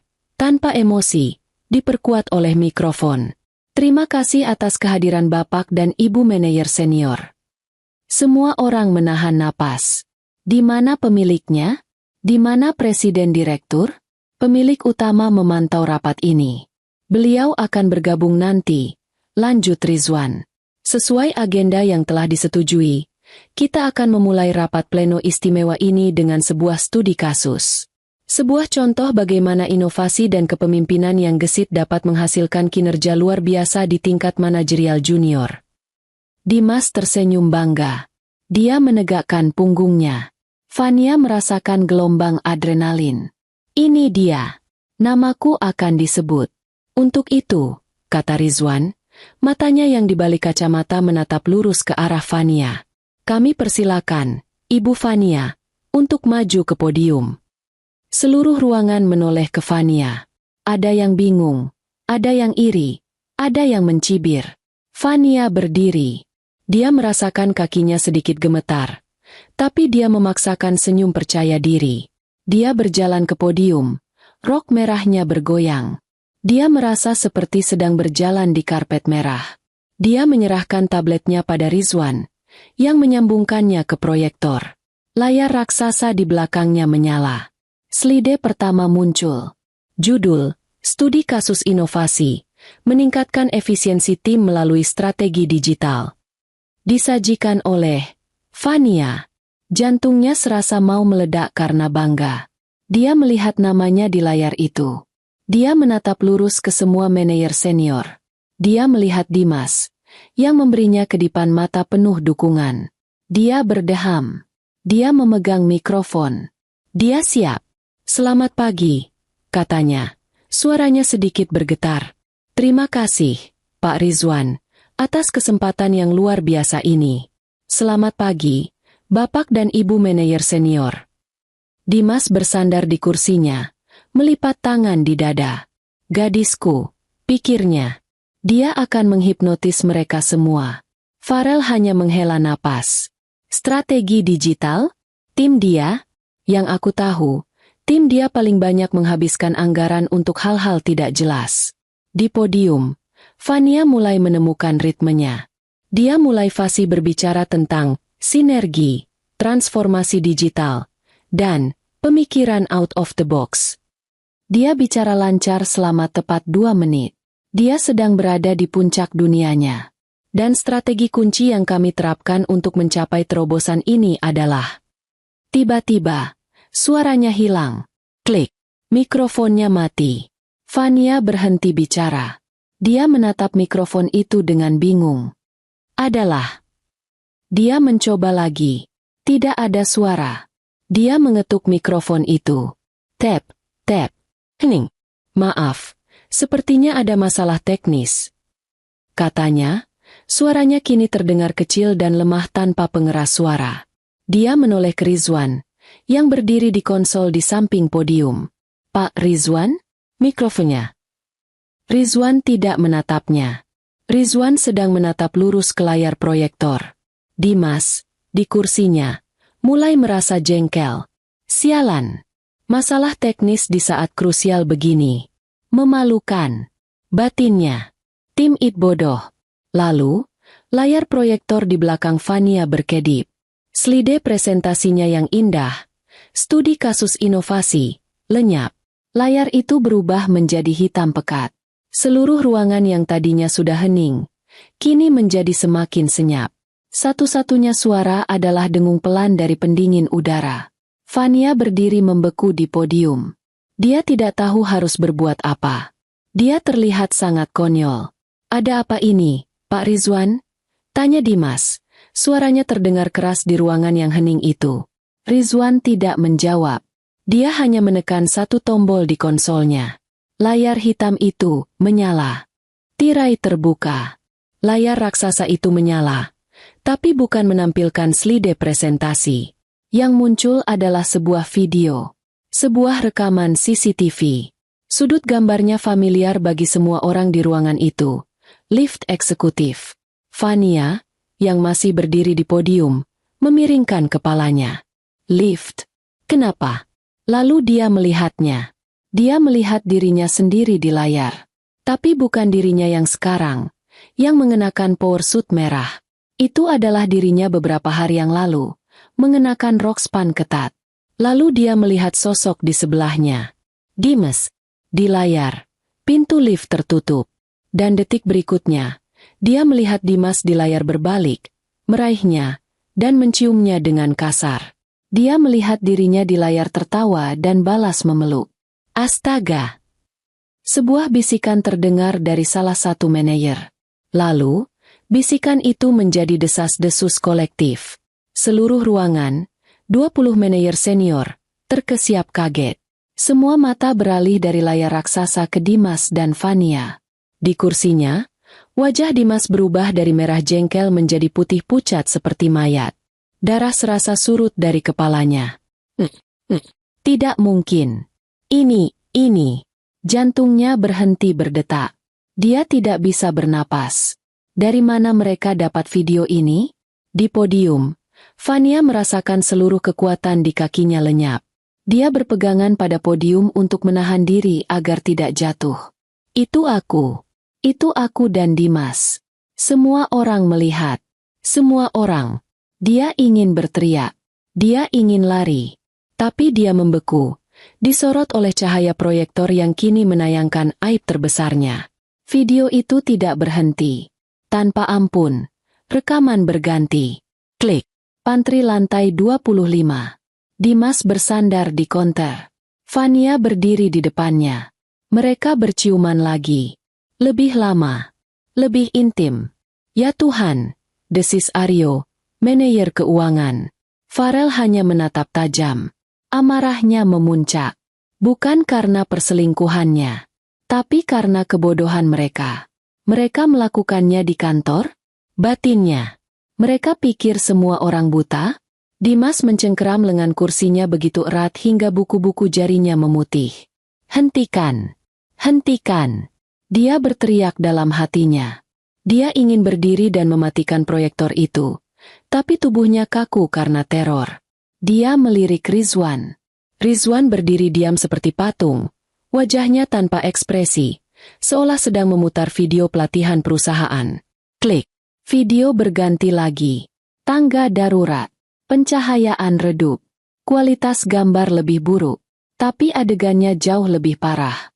Rekaman itu menunjukkan Dimas mendorong Fania ke dinding. Tangan mereka ada di mana-mana. Itu vulgar. Itu tidak senonoh. Itu adalah pornografi kantor yang dipertontonkan di rapat dewan. Beberapa manajer wanita membuang muka. Wajah mereka memerah karena jijik dan malu. Fania akhirnya tidak tahan. Dia mengeluarkan suara tercekik, seperti rintihan. Air mata mulai mengalir, merusak riasan mahalnya. Dia tersandung mundur dari podium. Tapi mimpi buruk itu belum selesai. Video berganti lagi. Kini, kompilasi rekaman dari koridor di depan ruang rapat 25B.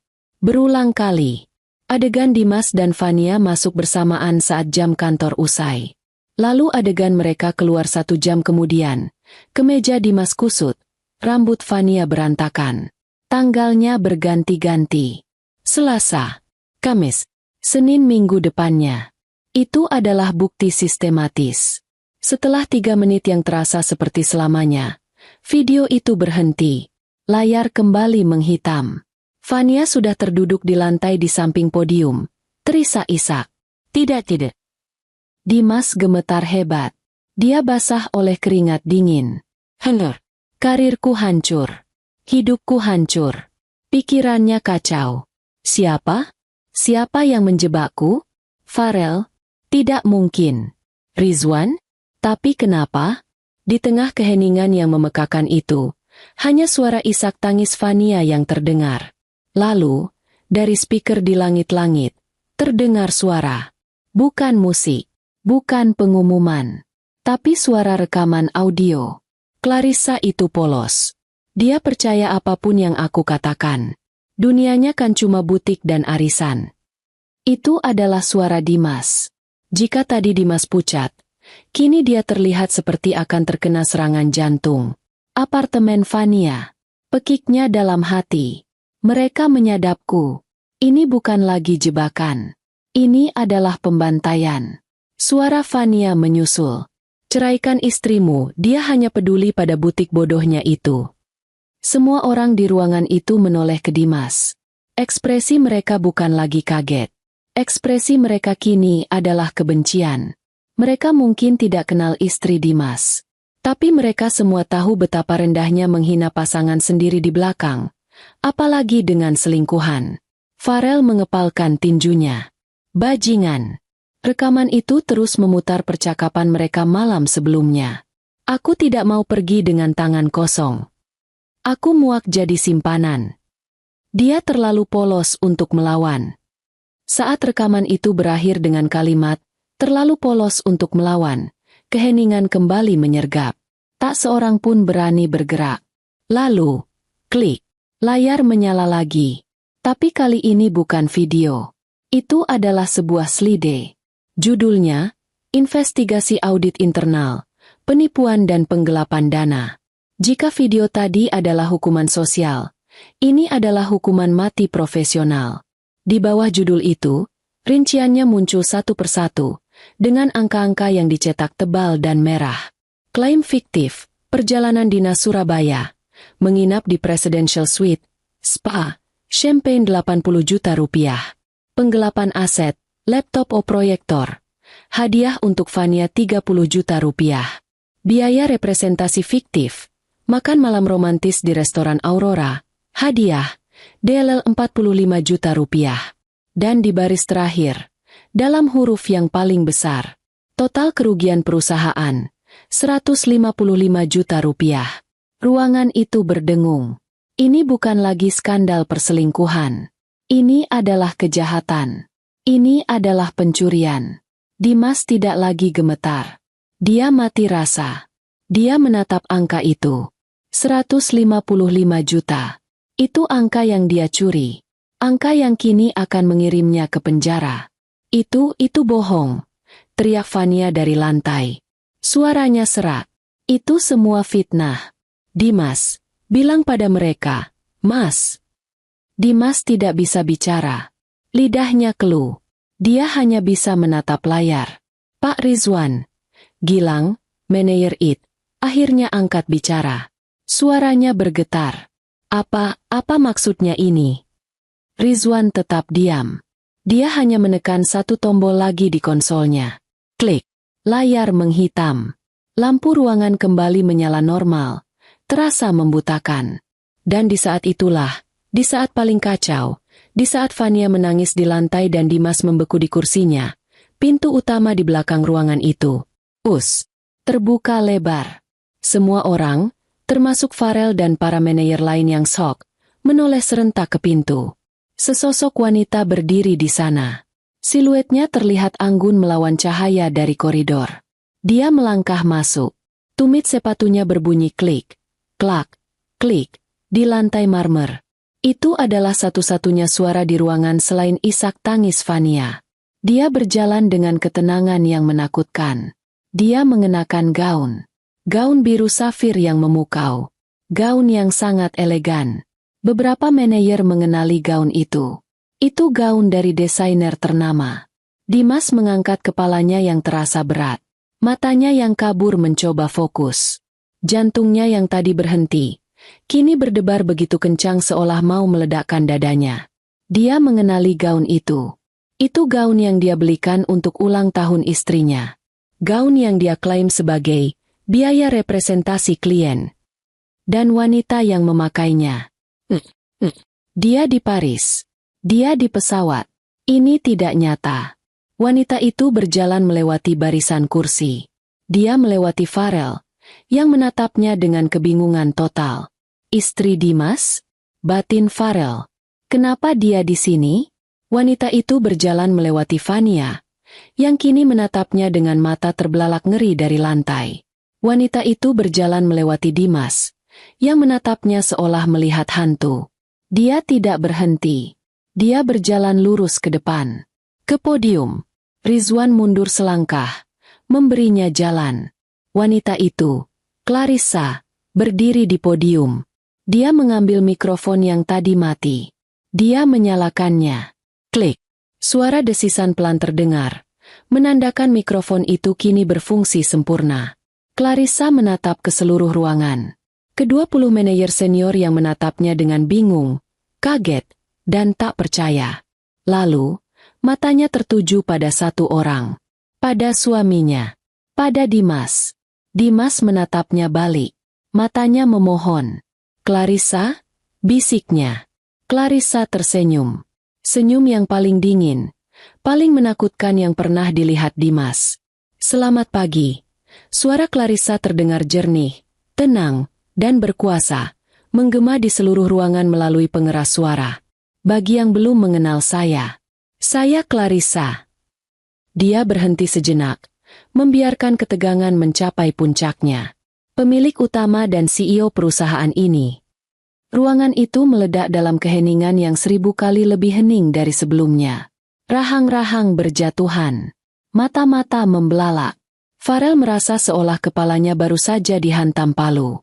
Istri Dimas adalah CEO? Dimas merasakan dunianya runtuh. Bumi terbelah di bawah kakinya. Semua kepingan puzzle yang aneh itu, perusahaan yang mudah dimasuki, gaji yang terlalu besar, CEO yang misterius, CEO yang galak, semuanya kini masuk akal. Clarissa menoleh. Matanya mengunci mata suaminya. "Dan ya, Dimas." Dia tersenyum lagi. "Saya istri yang kamu bilang bodoh itu." Pembersihan.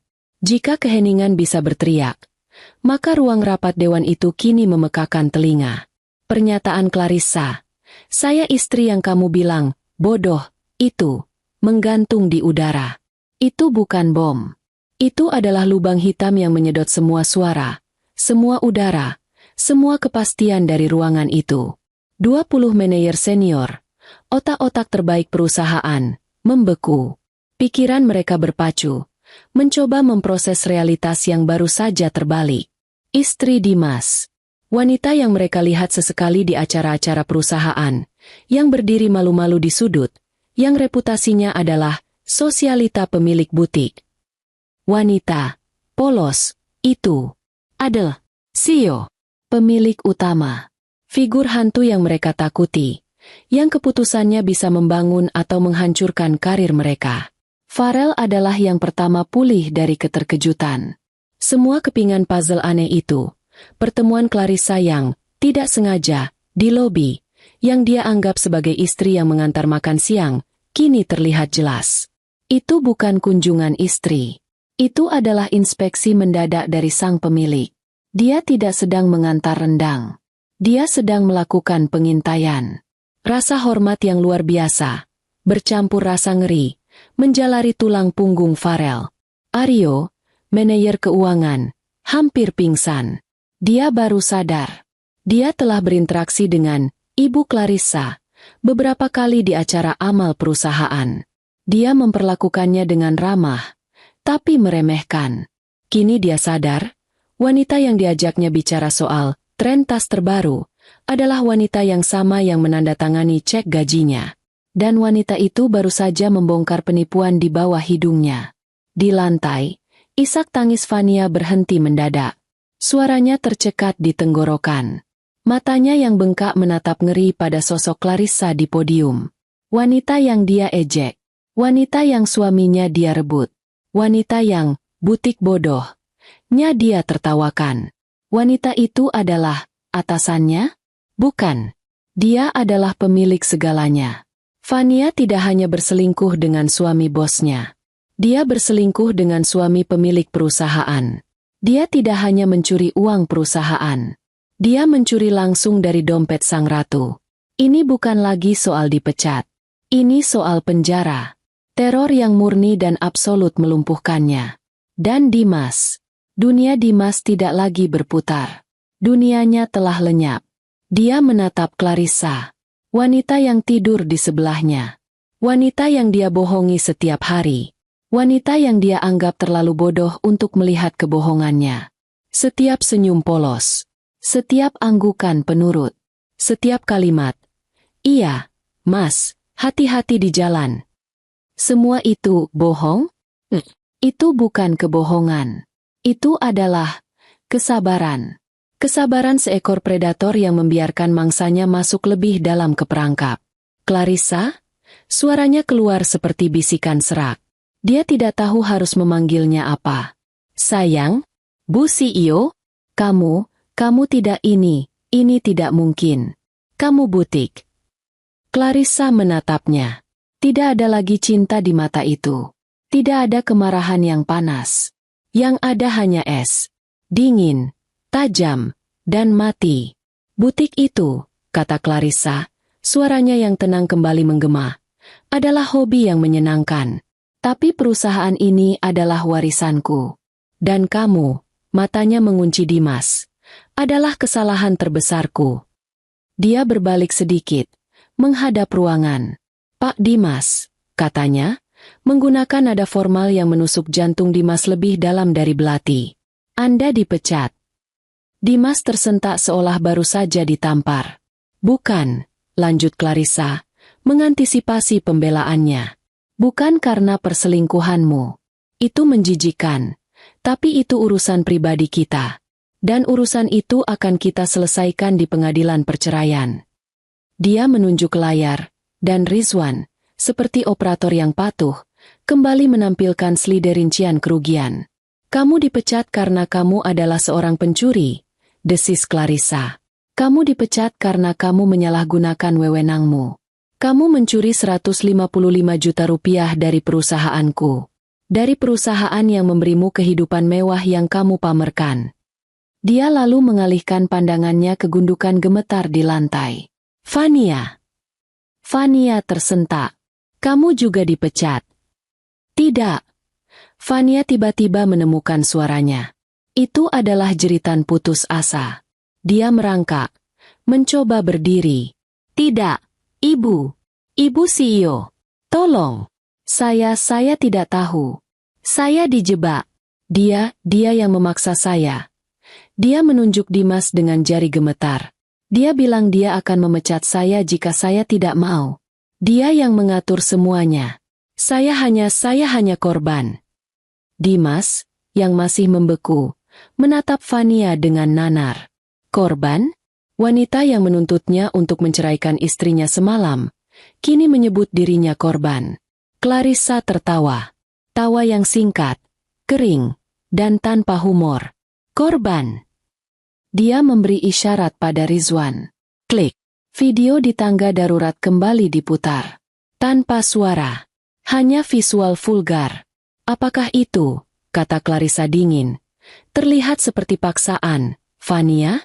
Apakah menikmati champagne di Presidential Suite di Surabaya atas biaya perusahaan terasa seperti dipaksa? Klik. Rekaman audio semalam diputar lagi. Suara Fania. Aku muak jadi simpanan. Aku mau jadi Ibu Dimas yang sah. Wajah Fania hancur. Dia kembali jatuh terduduk. Tidak ada lagi yang bisa dia katakan. Dia telah membunuh dirinya sendiri. Kamu bukan korban, kata Clarissa. Kamu adalah kaki tangan. Seorang pencuri yang serakah. Kamu menikmati setiap detiknya. Akhirnya, Dimas meledak. Rasa takutnya dikalahkan oleh amarah dan penghinaan yang tak tertahankan. Dia tidak bisa menerima ini. Clarissa. Dia berteriak. Dia berdiri dari kursinya. Kursinya terjatuh ke belakang dengan suara gedebuk keras. Semua manajer terlonjak kaget. Dua pria berpakaian preman di dekat pintu belakang, tim keamanan, langsung menegakkan tubuh, tangan mereka siap bergerak. Kamu tidak bisa melakukan ini padaku, raung Dimas. Dia menunjuk Clarissa dengan jari gemetar. Kamu menjebakku. Kamu sengaja. Kamu tahu selama ini. Kamu membiarkanku. Kamu istri macam apa? Ruangan itu terkesiap. Beraninya dia. Clarissa, anehnya, tetap tenang. Dia membiarkan raungan suaminya menggema lalu mati. Istri macam apa? Dia mengulang pelan. Aku adalah istri yang memberimu kepercayaan. Aku adalah istri yang memberimu kesempatan karir yang tidak pantas kamu dapatkan. Aku adalah istri yang memberimu rumah, memberimu cinta, dan memberimu rasa hormat yang kamu injak-injak setiap hari. Dia melangkah maju dari balik podium. Klik, klak, klik. Dia berjalan mendekati Dimas. Dia berhenti tepat 1 meter di depannya. Dia lebih pendek, tapi auranya membuatnya tampak menjulang tinggi. Kamu benar, bisiknya. tapi mikrofon di kerahnya menangkap setiap kata. Aku tahu selama 3 bulan. Aku melihat info restoran Aurora. Aku melihat klaim laptop untuknya. Aku melihat semuanya. Dimas menatapnya ngeri. 3 bulan? Kamu pikir kenapa aku polos? Lanjut Clarissa. Karena aku ingin melihat. Aku ingin melihat seberapa jauh kamu akan melangkah. Dimas, seberapa busuk hatimu sebenarnya. Aku memberimu tali. Aku membiarkanmu berlari. Dan kamu, dengan bodohnya, menggunakan tali itu untuk menggantung dirimu sendiri. Dia menatap gaun biru safir yang dipakainya. Gaun ini, kamu membelikannya untukku. Kamu bilang ini hadiah karena kamu mencintaiku. Tapi kamu mengklaimnya sebagai biaya representasi klien. Kamu bahkan mencuri dariku atas nama cinta. Dimas tidak punya kata-kata. Perusahaan kita? Clarissa tertawa sinis, menjawab tuduhan Dimas sebelumnya. Tidak, Dimas. Tidak pernah ada. Kita. Ini perusahaanku. Warisan ayahku. Kamu hanya seorang manajer. Seorang karyawan. Dan hari ini, kamu bahkan bukan itu lagi. Dia berbalik. Rizwan. Itu adalah kata sandinya. Pintu di belakang terbuka. 2 petugas keamanan berseragam, ditambah 2 pria berjas rapi, tim legal, melangkah masuk dengan cepat. Secara bersamaan, 2 pria berpakaian preman yang tadi siaga, bergerak maju, mengapit Dimas. Apa ini? Lepaskan aku, teriak Dimas, saat seorang petugas keamanan memegang lengannya. Salah satu pria berjas, pengacara, maju ke depan, tidak gentar. Dia meletakkan sebuah tablet di depan Dimas, dan satu lagi di depan Fania yang masih menangis di lantai. Pak Dimas, Ibu Fania, ini surat pemecatan Anda. Anda diberhentikan dengan alasan pelanggaran berat dan tindak pidana penggelapan dana, kata pengacara itu dengan nada datar. Aku tidak akan tanda tangan, teriak Dimas, mencoba melepaskan diri. Tidak masalah, kata pengacara itu. Ini hanya formalitas. Anda sudah resmi diberhentikan. Tim audit, saat ini juga, sedang dalam proses membekukan semua rekening gaji Anda dan aset apapun yang dibeli menggunakan dana perusahaan. Selain itu, pengacara kedua menimpali, kami, atas nama Gravitasi Teknologi, secara resmi akan mengajukan tuntutan pidana ke kepolisian atas kasus penipuan dan penggelapan dana. Berkasnya sudah kami siapkan. Pidana. Penjara. Kata itu akhirnya menembus kabut kemarahan Dimas. Dia berhenti meronta. Dia menatap Clarissa dengan mata liar penuh ketakutan. Clarissa sayang tolong. Dia memohon. Suaranya pecah. Jangan penjara. Aku minta maaf. Aku hilaf. Aku akan ceraikan dia. Aku akan lakukan apapun. Tolong demi pernikahan kita. Ini adalah pemandangan yang menyedihkan. Pria angkuh yang tadi pagi merasa di puncak dunia, kini mengemis di depan wanita yang dia hina. Clarissa menatapnya untuk terakhir kalinya. Dia tidak merasakan apa-apa. Tidak ada iba. Tidak ada sisa cinta. Hanya kehampaan. Dia berbalik, membelakanginya. Penolakan diam itu adalah jawaban yang paling telak. Tidak, Clarissa. Jangan tinggalkan aku. Clarissa. Bawa mereka. Perintah Rizwan. Petugas keamanan tidak lagi ragu. Mereka mencengkeram lengan Dimas. Mari, Pak. Lepaskan aku. Bajingan. Kalian tidak tahu siapa aku. Aku suaminya. Clarissa. Dia meronta-ronta. Tapi tenaganya tidak sebanding dengan 2 petugas terlatih itu. Petugas lain mengangkat Fania dengan kasar. Berdiri. Aku tidak mau. Aku tidak bersalah. Aku dijebak. Fania menangis histeris. Kakinya lemas. Dia praktis diseret. Dan terjadilah walk of shame yang paling memalukan dalam sejarah perusahaan. Dimas, yang berteriak-teriak memanggil nama Clarissa dan mengumpat.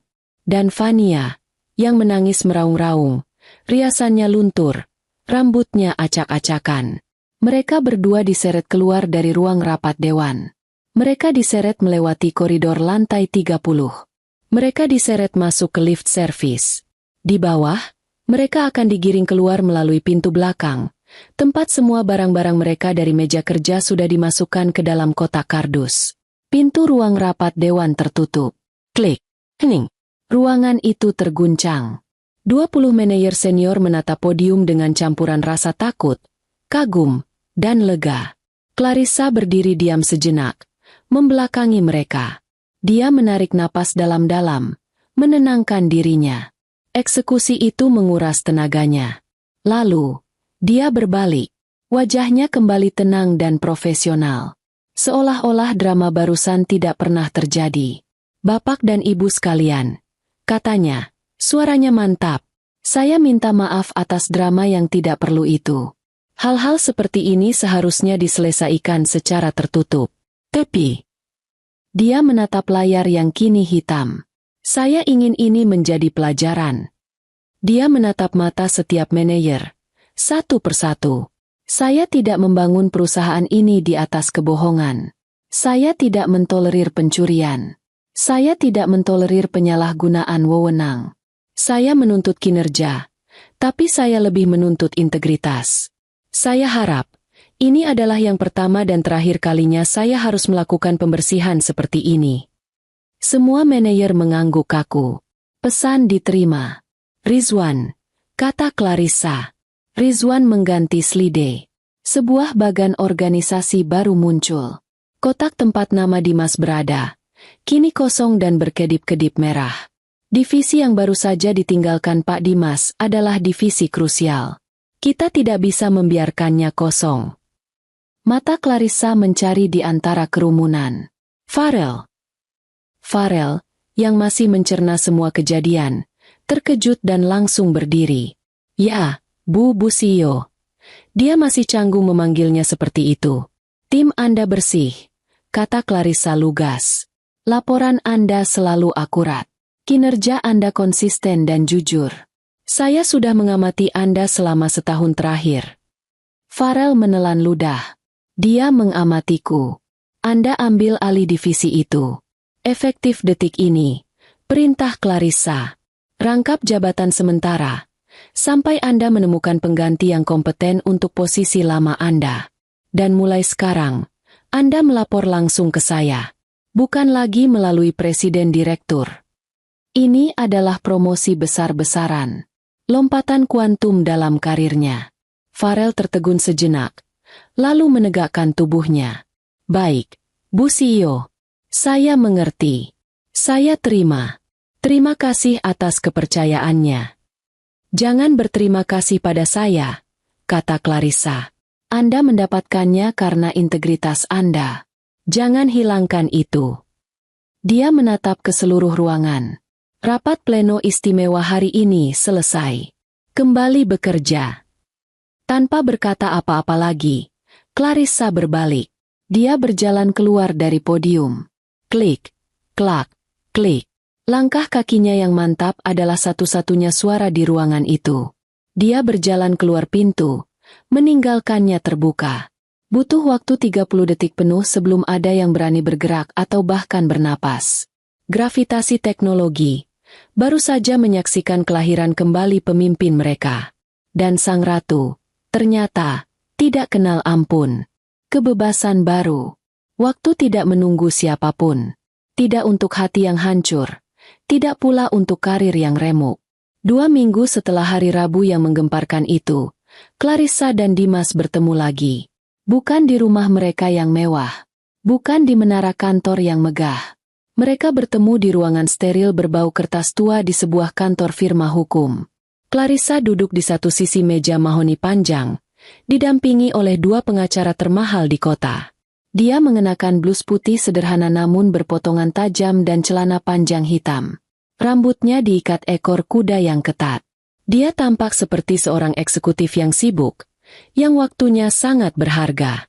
Di seberang meja, duduklah Dimas. Transformasinya dalam 2 minggu sangat mengejutkan. Pria yang dulu angkuh dan karismatik itu kini tampak kuyu. Dia kehilangan berat badan. Kantung matanya hitam. Dia mengenakan kemeja polo yang kusut. Dia sendirian. Tidak ada pengacara.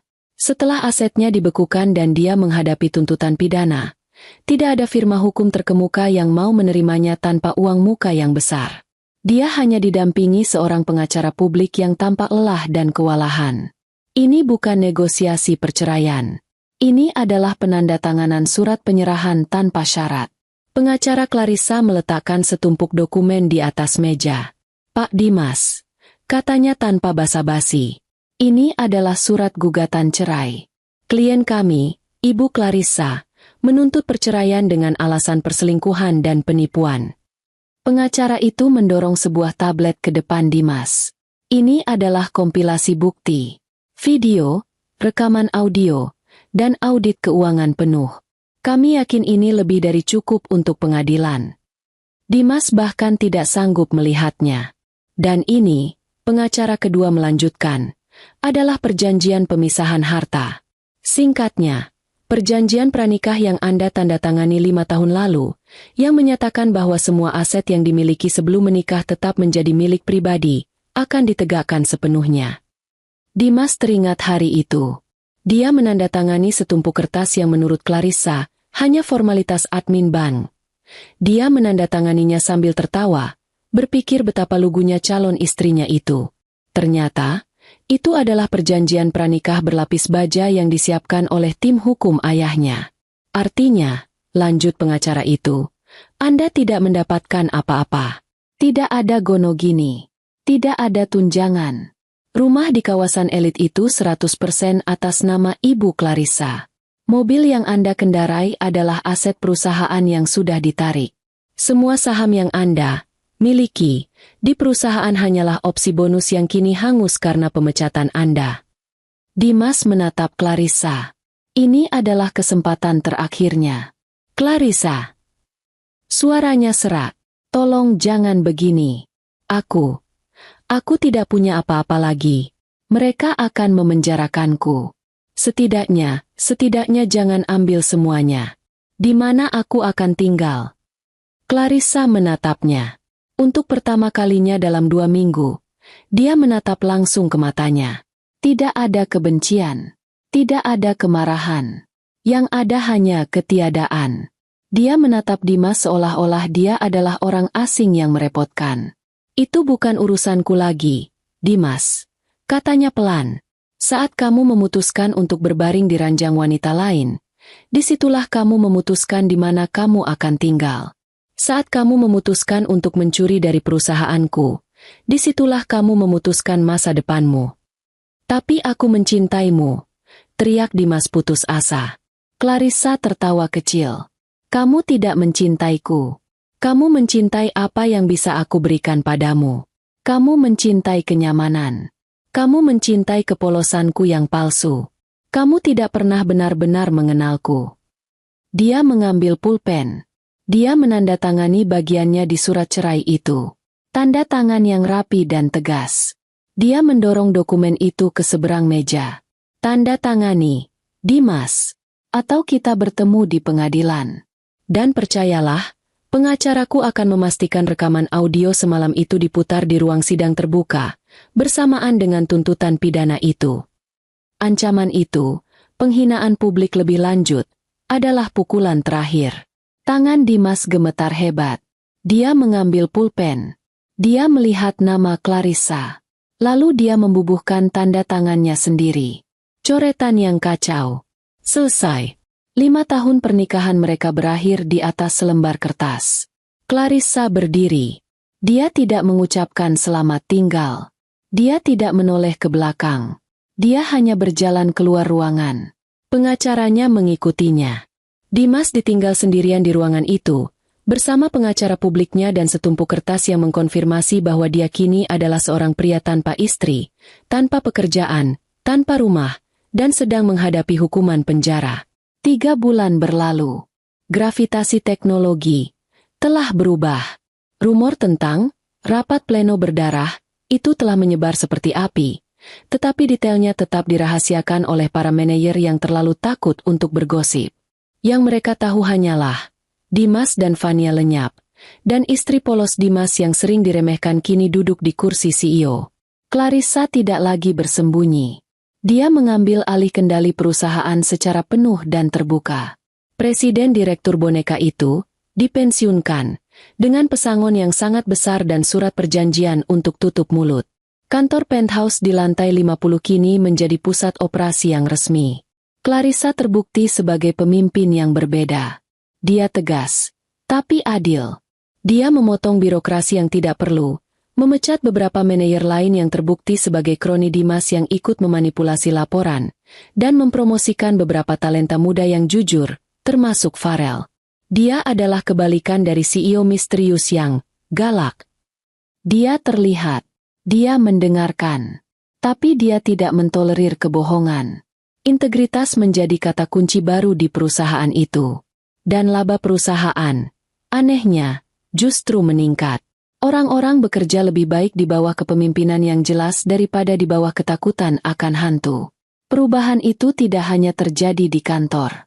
Suatu sore di akhir pekan, Clarissa berdiri di ruang tamu rumah yang pernah dia tinggali bersama Dimas. Rumah itu kosong. Semua perabot sudah diangkut. Tanda, terjual, besar tertancap di halaman depan. Dia berjalan melewati kamar tidur mereka. Dia teringat malam-malam dia berbaring sendirian, pura-pura tidur, mencium aroma parfum Vania di bantal di sebelahnya. Dia teringat rasa sakitnya. Rasa dikhianati. Dia menyentuh dinding yang dingin. Dia pikir dia akan merasa sedih. Atau marah. Tapi dia tidak merasakan apa-apa. Tempat ini hanyalah cangkang kosong. Itu bukan rumahnya lagi. Itu adalah panggung tempat dia memainkan peran sebagai istri polos. Dan pertunjukan itu sudah selesai. Dia berjalan ke walk-in closet. Di sanalah sisa-sisa kehidupan lamanya tergantung. Gaun-gaun bunga, blus-blus sutra lembut, pakaian, Ibu Clarissa, yang manja. Dia sudah memindahkan pakaian, CEO Clarissa, ke tempat barunya. Dia melihat gaun-gaun ini. Dia mengambil satu, gaun musim panas berwarna kuning yang pernah dipuji Dimas. Dia meremas kain itu di tangannya. Lalu, dia melepaskannya. Dia berjalan keluar dari ruangan itu. Dia berjalan keluar dari rumah itu. Dia tidak menoleh ke belakang. Semua pakaian itu akan disumbangkan. Dia masuk ke mobilnya, sebuah konvertible hitam ramping yang baru dia beli, dan melaju pergi. Atapnya terbuka, membiarkan angin sore menerpa wajahnya. Malam itu, dia berdiri di balkon apartemen penthouse barunya. Tempat ini berbeda dari rumah lamanya. Seluruhnya terbuat dari kaca dan baja, menghadap ke jantung kota. Minimalis,